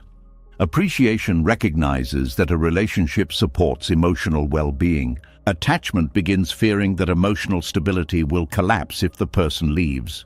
Once this fear appears, the mind begins protecting the relationship with unusual intensity. Small signs of distance may produce anxiety. Changes in communication may create emotional unease. The mind becomes alert to any possibility that the relationship might end. This reaction is not always about losing the person themselves. It is about losing the emotional equilibrium that the relationship helped create. When someone feels emotionally balanced within a relationship, the nervous system becomes accustomed to that environment. The brain learns what it feels like to exist without constant emotional turbulence. If the relationship suddenly changes, the mind fears returning to the unstable emotional state that existed before. This fear can create powerful attachment. The mind may begin holding on to the relationship not because it deeply understands the person, but because it wants to preserve the internal calm it discovered. Buddhist insight often explains attachment as a form of clinging. The mind clings to experiences that produce comfort. It tries to prevent those experiences from changing. But life is constantly moving. Relationships evolve, circumstances shift, people grow in different directions. When attachment is built around preserving emotional stability, change begins to feel threatening. The mind may interpret normal changes in the relationship as signs of danger. A delayed message may produce worry. A brief misunderstanding may trigger emotional panic. The mind reacts strongly because it believes its internal balance is at risk. But the emotional stability that appeared during the relationship was never entirely dependent on the other person. The relationship simply created conditions that allowed the mind to experience balance. Those conditions may have included open communication, emotional safety, mutual respect, or a shared sense of meaning. When those conditions existed, the mind was able to settle. The nervous system relaxed. Thoughts became clearer. But the ability to experience emotional stability was always present within the mind itself. The relationship helped reveal it. The challenge arises when the mind believes that emotional stability can only exist inside that specific connection. This belief leads to fear. The mind begins worrying about what will happen if the relationship changes or ends. Instead of enjoying the connection freely, attention becomes focused on preserving it. The mind may begin sacrificing its own needs to avoid conflict. It may tolerate unhealthy patterns simply to keep the emotional environment intact. But emotional stability built on fear is fragile. True stability cannot depend entirely on external circumstances. When emotional balance depends only on another person's presence, the mind becomes vulnerable to constant uncertainty. Any shift in the relationship threatens the internal sense of calm. Understanding this reveals a deeper truth about attachment. Attachment is often the mind's attempt to protect emotional equilibrium. The relationship becomes a structure that supports inner balance. Losing that structure feels like losing the ground beneath one's feet. But emotional stability can grow stronger when the mind learns to cultivate balance internally. Practices such as reflection, mindfulness, and emotional awareness help the mind regulate itself without relying completely on external conditions. The mind begins discovering that calm can arise through understanding. Clarity can appear through observation. Emotional steadiness can develop through patience and self-awareness. Relationships can still support these qualities, but they no longer become the only place where stability exists. When the mind understands this, attachment begins loosening naturally. The relationship becomes something to appreciate rather than something to cling to. The fear of losing emotional balance fades because the mind begins trusting its own ability to remain steady. Even when relationships change, the internal capacity for calm remains available. This shift creates a different experience of connection. Instead of holding on to someone to maintain emotional stability, the mind approaches relationships with openness. Connection becomes a shared experience rather than a protective structure. Both individuals can grow without the pressure of carrying the other person's emotional balance. This kind of connection feels lighter. It allows affection to exist without fear. Appreciation replaces anxiety. The relationship becomes a place where emotional warmth can appear naturally rather than a system designed to prevent emotional collapse. Understanding the role of emotional stability in attachment also changes how the mind views past relationships. Instead of seeing them only as lost sources of comfort, the mind begins recognizing them as experiences that revealed the possibility of emotional balance. The calm that once appeared within the relationship becomes evidence that the mind is capable of stability. That capacity does not disappear when the relationship ends. It simply needs new conditions to emerge again. Over time, the mind learns that emotional balance is not something another person owns. It is something that arises when awareness, understanding, and supportive environments come together. Relationships can contribute to that environment, but they do not control it. The mind begins discovering that stability can exist in many areas of life. Meaningful work, creative expression, friendships, personal reflection, and quiet moments of presence can all contribute to emotional balance. The nervous system learns that calm does not belong to one specific relationship. It is a state the mind can return to again and again. As this realization deepens, attachment loses its urgency. The mind no longer fears that emotional stability will vanish if a relationship changes. Instead, it recognizes that stability grows from within and can be supported by many different aspects of life. Relationships become valuable not because they protect emotional balance, but because they allow two individuals to share their evolving emotional worlds. Connection becomes more genuine. The pressure to preserve stability disappears. And the heart begins to understand that attachment was never truly about the person alone. It was about the mind's desire to hold on to the feeling of inner balance that once appeared when life briefly felt steady and clear. As the mind begins to understand that attachment often grows from the desire to protect emotional stability, another quiet belief begins to reveal itself. Many people carry a deep conviction that certain emotional connections are once-in-a-lifetime experiences. The mind may believe that the way it felt with one person can never appear again. The relationship may seem special, rare, and impossible to replace. This belief feels powerful because the emotions experienced during that time were real and meaningful. Yet Buddhist understanding gently invites the mind to look deeper. The emotions themselves were not owned by the person. They arose because certain conditions came together at the same moment in life. There are moments in life when connection with another person feels almost magical. Conversations may flow effortlessly. Silence may feel comfortable rather than awkward. Laughter appears easily, and even ordinary activities begin to carry emotional warmth. The mind notices that something unusual is happening. A sense of closeness develops quickly. The emotional atmosphere feels safe. The presence of the other person seems to bring a feeling that is difficult to describe. Because the experience feels rare, the mind begins assigning special meaning to the connection. It may believe that the relationship is unique in a way that cannot be repeated. The feeling becomes labeled as something extraordinary.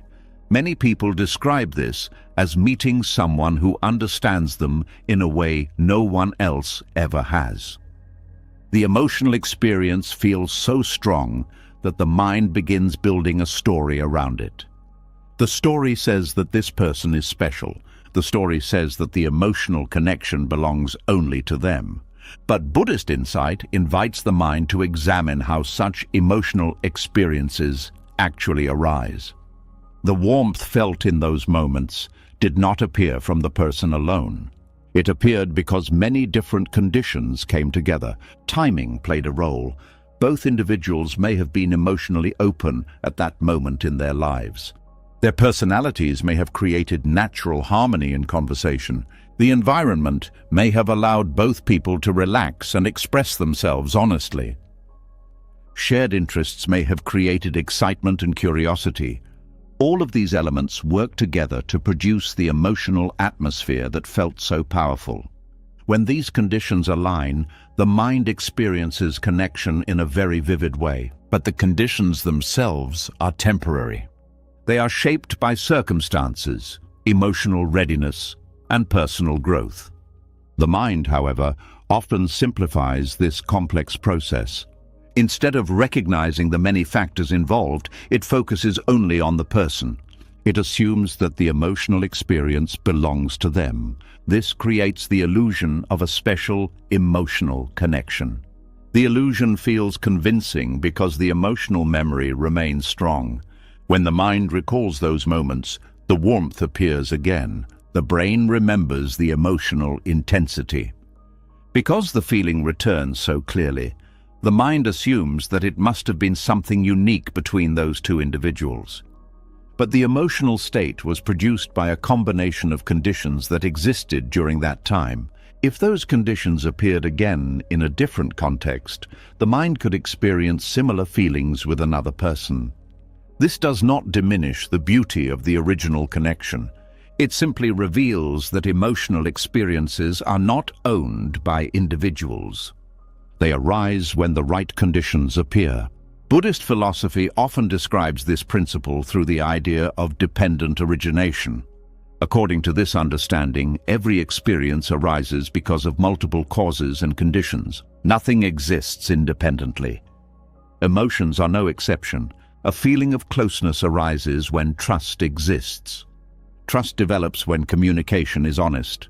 Honesty appears when both people feel emotionally safe. Safety grows when judgment is absent. Each element supports the next. When all of these conditions come together, a powerful emotional connection can appear. But if one condition changes, the emotional atmosphere may shift. Because the mind rarely examines these conditions, it assigns all of the emotional meaning to the person. The connection begins to feel mystical. The relationship may be described as destiny or fate. While these ideas may sound romantic, they can strengthen attachment. The mind begins believing that the emotional experience cannot exist without that specific person. This belief creates fear of loss. If the person leaves, the mind may believe that the emotional richness they brought will never return. But Buddhist insight suggests that emotional richness does not belong to a person. It belongs to the conditions that allowed the mind to open. The same emotional qualities can appear again when similar conditions arise. A new conversation with someone else may reveal a different form of understanding. A different relationship may create new emotional warmth. The mind may discover that connection can take many shapes. What once felt unique becomes recognized as one expression of a broader human capacity.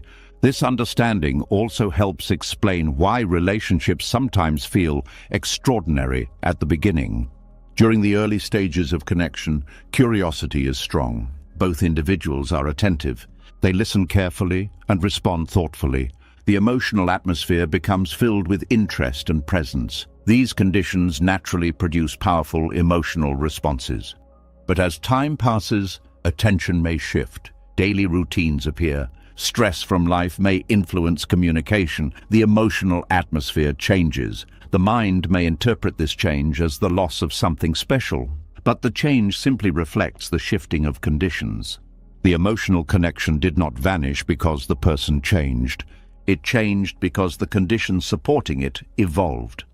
When the mind understands this, it becomes less likely to idealize the past.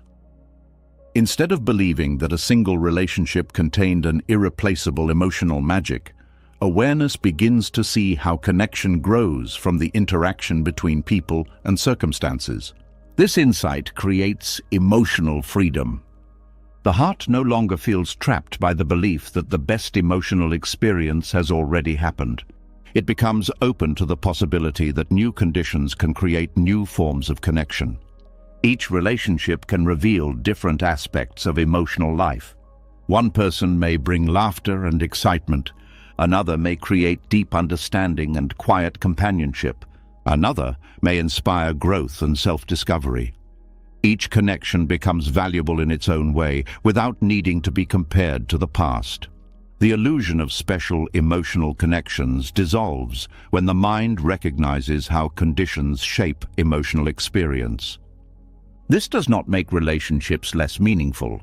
In many ways, it makes them more precious. Instead of believing that connection belongs to fate or destiny, the mind begins appreciating the delicate balance of circumstances that allows two individuals to meet and share understanding.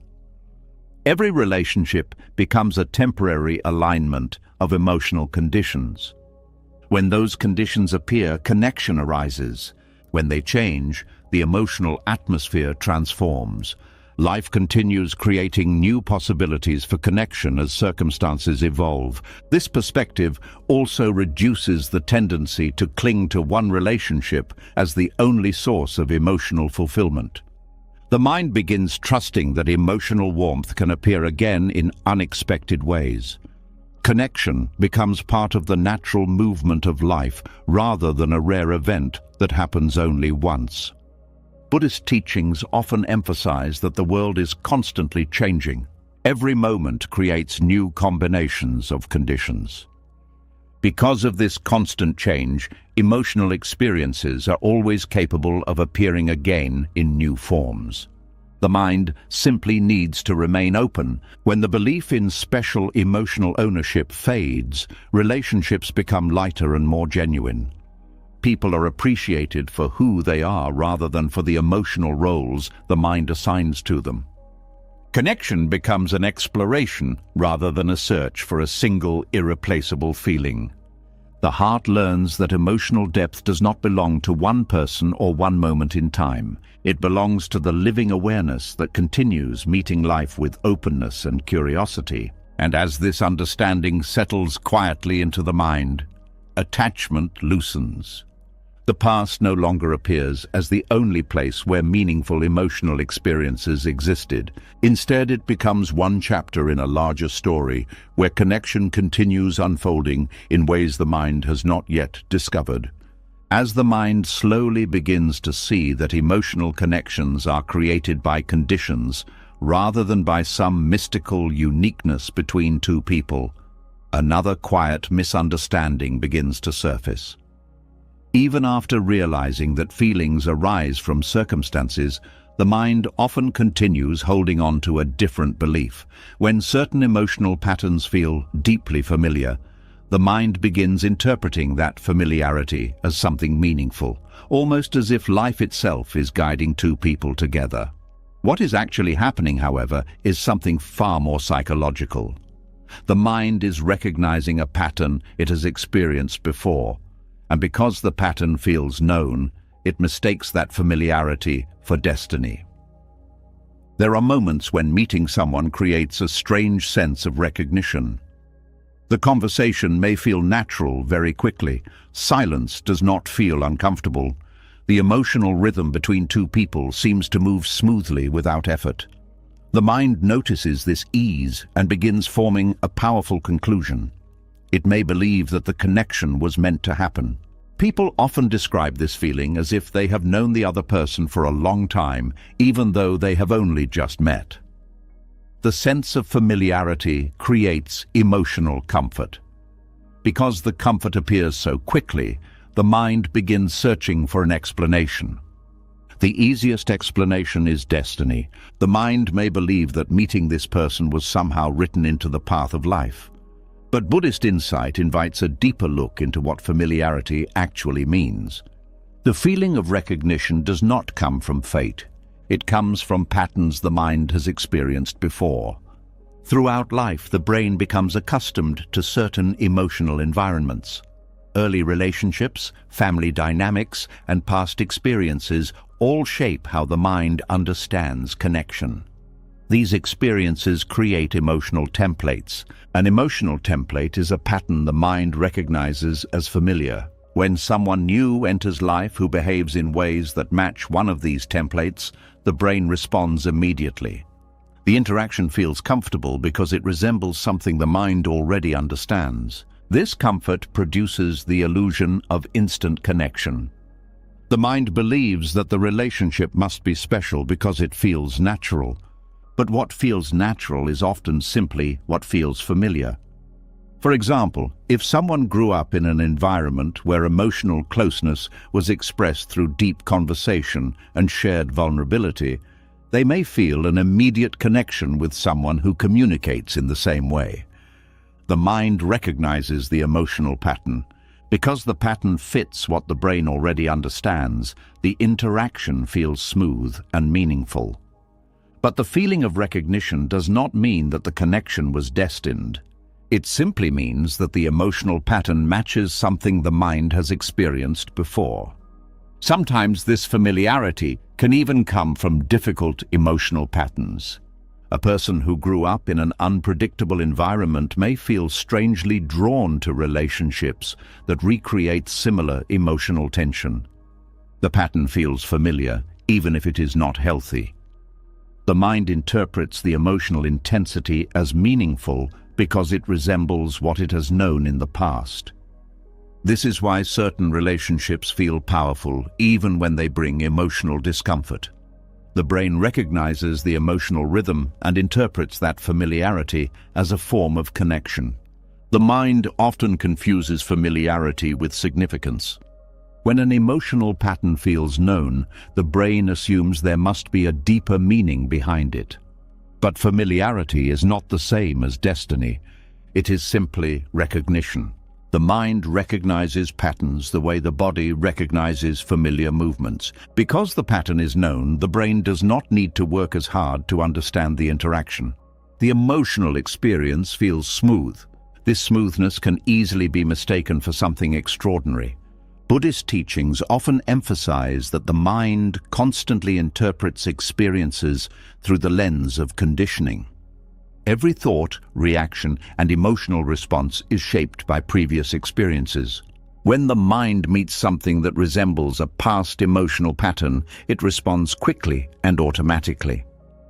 This response is not guided by destiny, it is guided by conditioning. Conditioning is the accumulation of experiences that teach the mind how to react to the world.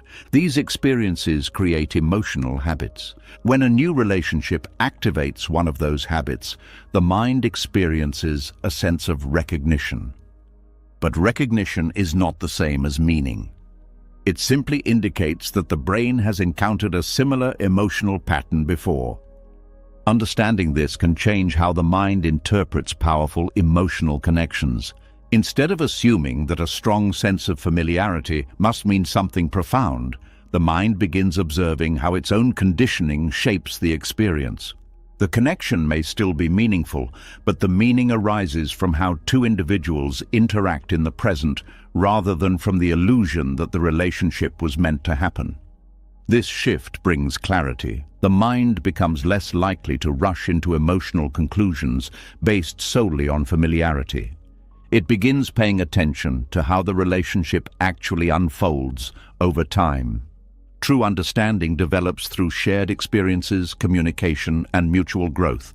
These elements reveal the real nature of the connection. Without this awareness, familiarity can lead the mind into repeating emotional patterns from the past. Someone may enter relationships that feel comfortable at first simply because they resemble earlier experiences. But comfort created by familiarity does not always lead to emotional well-being. The mind may unknowingly recreate patterns that limit growth.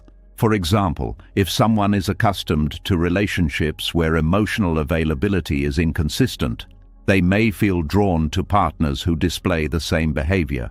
The pattern feels familiar. Because the mind recognizes it, the interaction appears meaningful. But the familiarity may simply reflect an old emotional template rather than a healthy connection.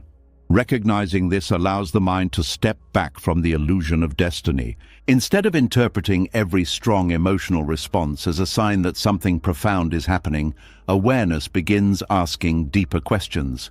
What patterns are being activated? What emotional habits are being repeated? What conditions are creating this sense of familiarity? By observing these patterns, the mind gains freedom from automatic reactions. Relationships become opportunities for learning rather than repetitions of past conditioning. The sense of familiarity may still appear, but it no longer controls the interpretation of the connection. The mind begins seeing that emotional patterns can be reshaped. New experiences can create new forms of familiarity. Connections that once seemed impossible can develop when different emotional environments appear. This understanding encourages openness.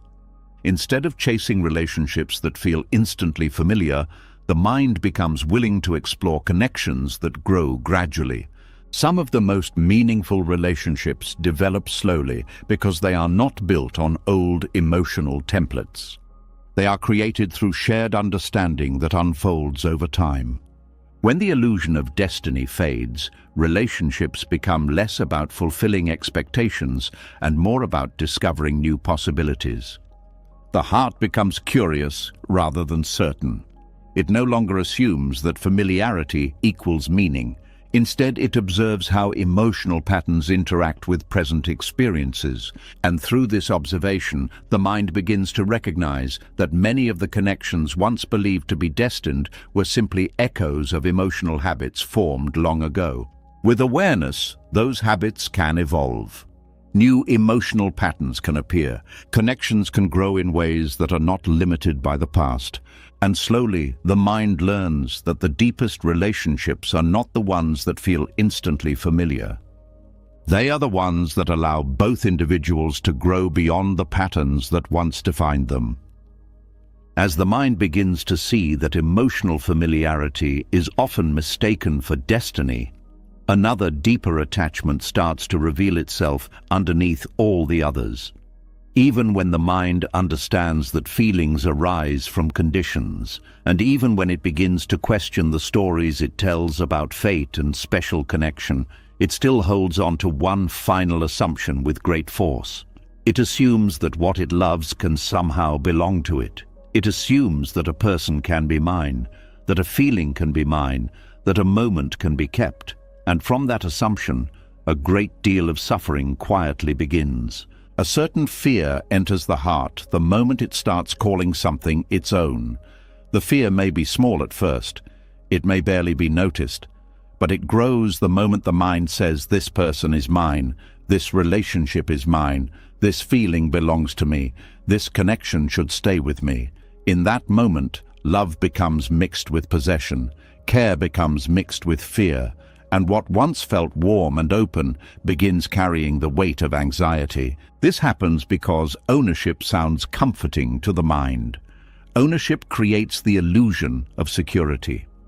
When the mind says something is mine, it feels protected. It feels as though life has become more stable. The person feels closer. The relationship feels safer.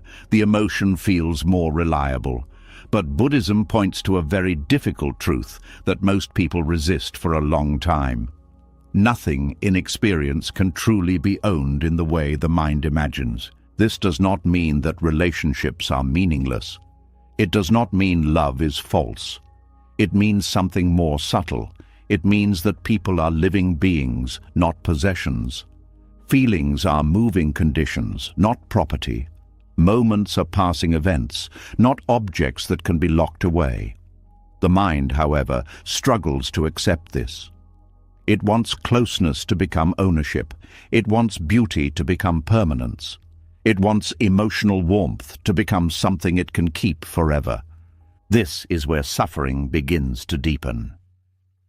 The moment the mind believes a person belongs to it, the relationship changes internally.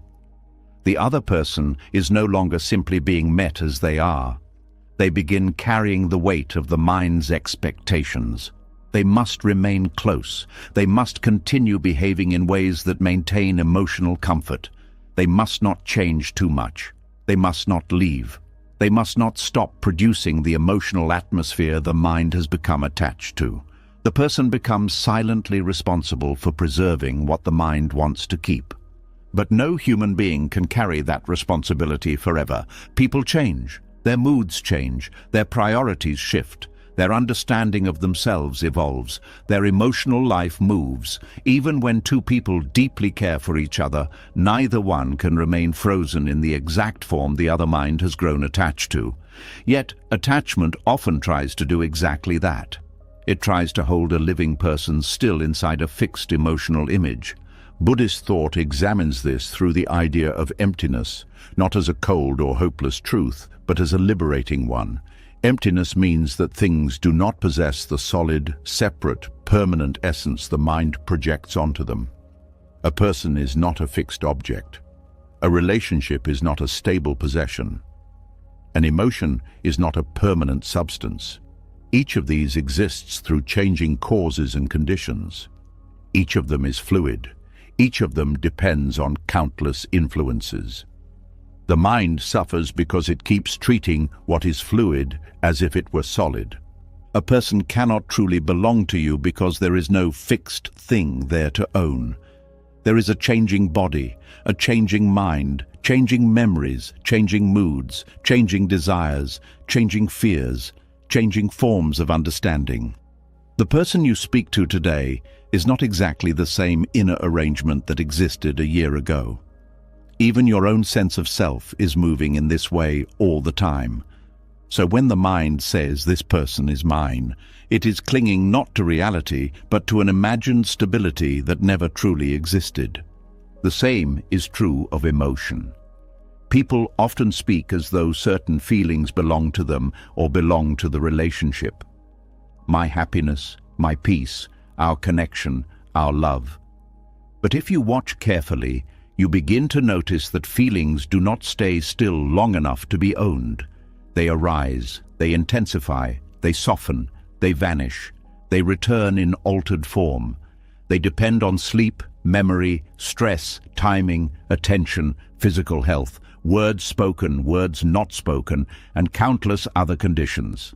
Something so fluid cannot be possessed. It can be experienced, it can be appreciated, it can be responded to, but it cannot be owned. Yet the mind insists otherwise because ownership creates emotional comfort. To say this person is mine feels stronger than saying this person is currently sharing life with me. To say this happiness is mine feels more secure than saying this warmth is present right now. Ownership gives the illusion of control. It suggests that what is loved can be defended against change. But life does not obey that illusion. Change enters anyway. Distance appears anyway. Emotions shift anyway. And when they do, the mind feels robbed, as though something was taken from it. This sense of being robbed is one of the clearest signs that the mind was living inside the fantasy of ownership. When someone leaves, the pain is often intensified by the unspoken belief that they were not supposed to. When emotional warmth fades, the suffering increases because the mind believes that feelings should have remained available.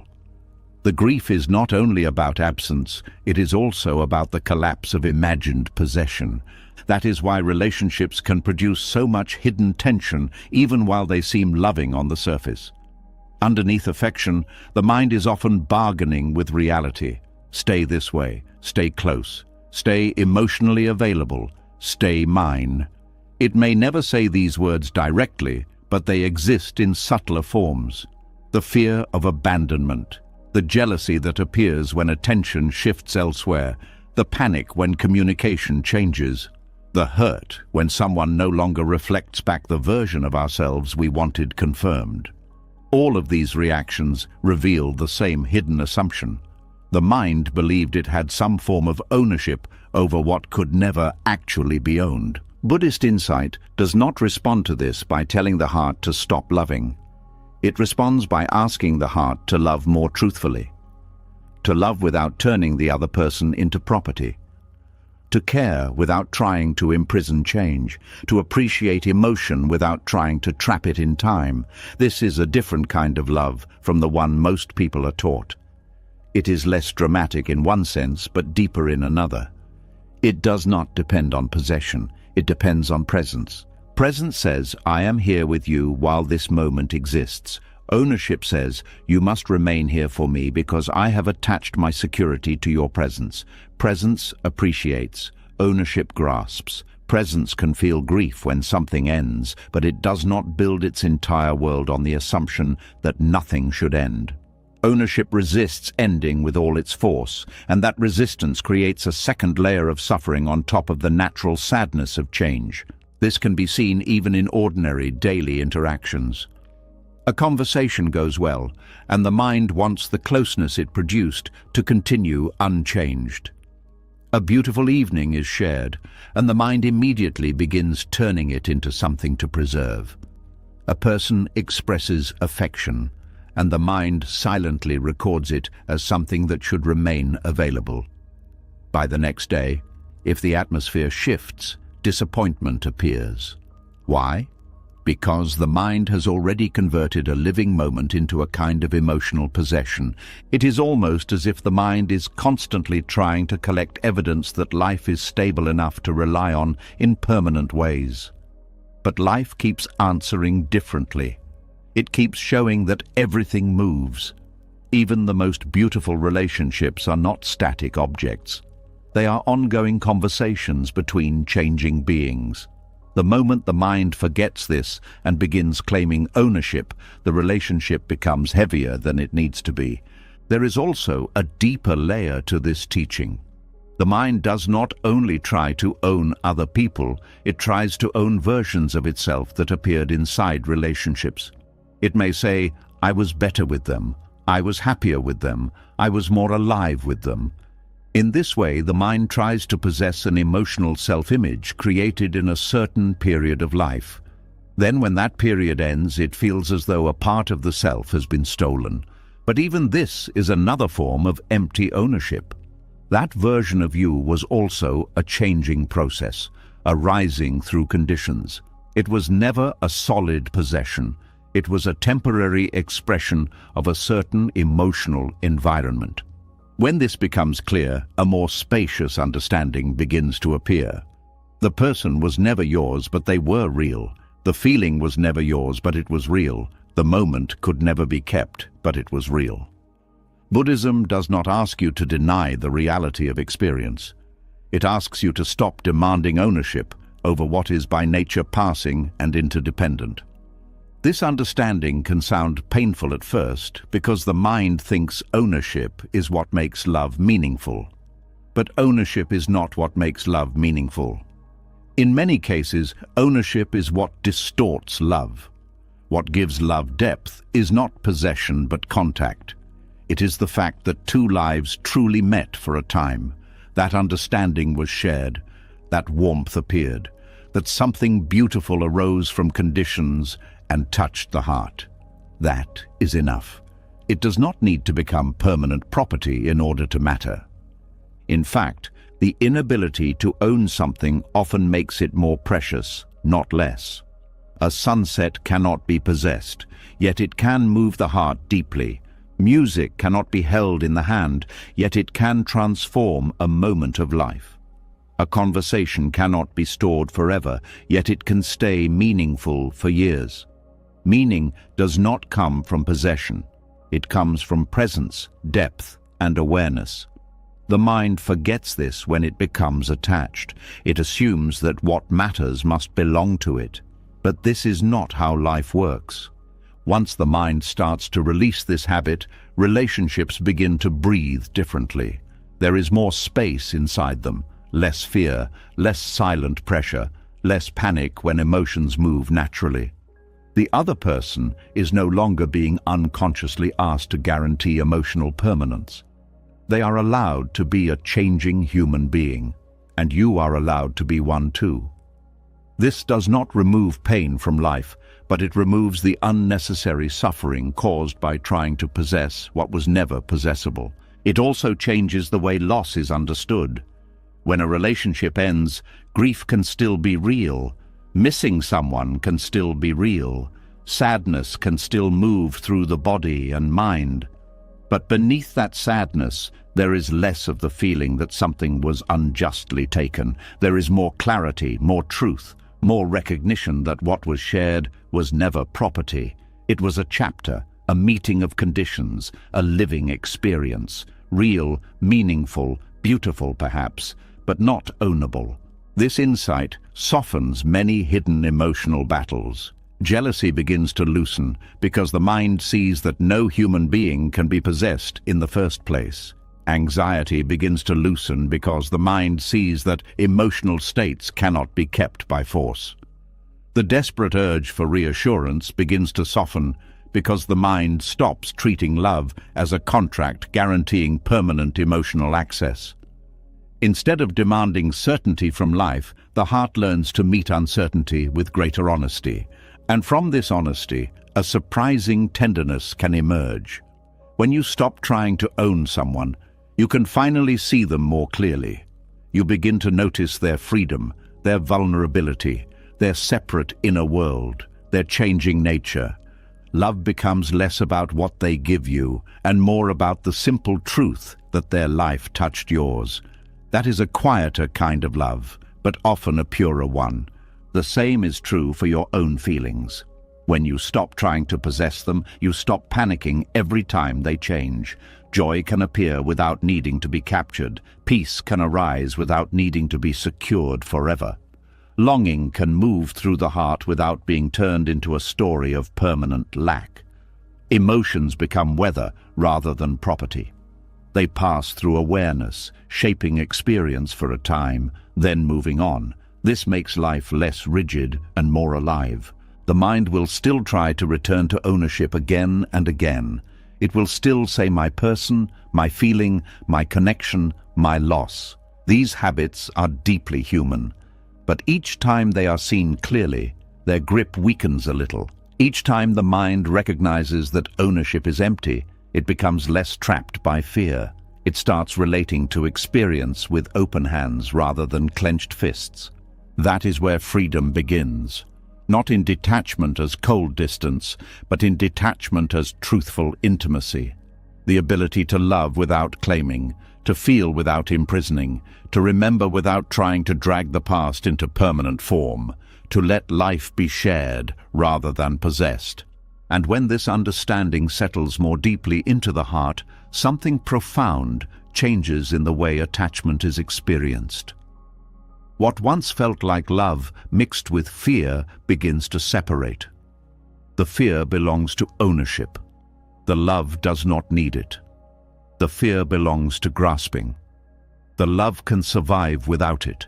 The fear says, do not change, do not leave, do not take this away from me. The love says, thank you for being here while this moment was alive. That shift may seem small at first, but it changes everything.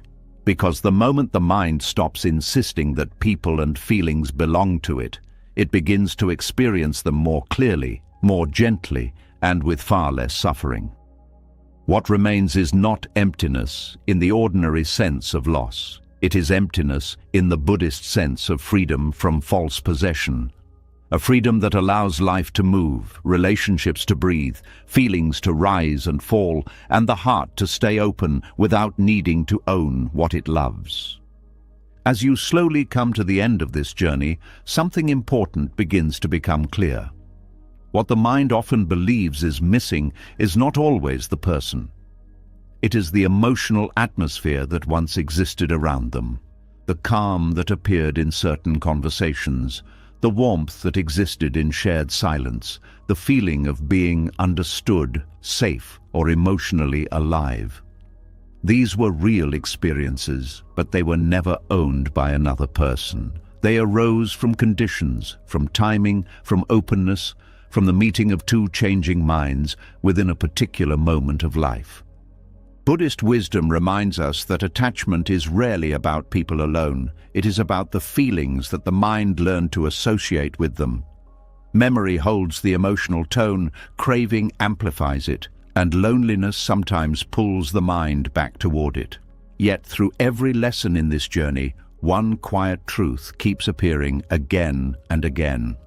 Emotions live inside the mind. They arise, they pass, and they can appear again under new conditions. What once felt like something that belonged to someone else was actually a reflection of your own capacity to feel deeply.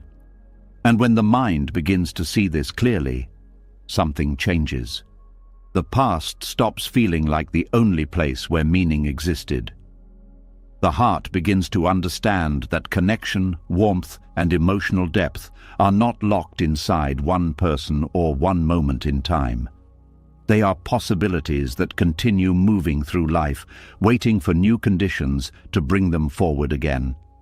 If something in these reflections spoke to you tonight, leave a comment below and share one insight that stayed with you. Sometimes the words we leave behind can help someone else understand their own heart a little more clearly. And if you want more reflections like this that help quiet the mind and bring deeper understanding to life, subscribe to the channel and join us for the next journey inward.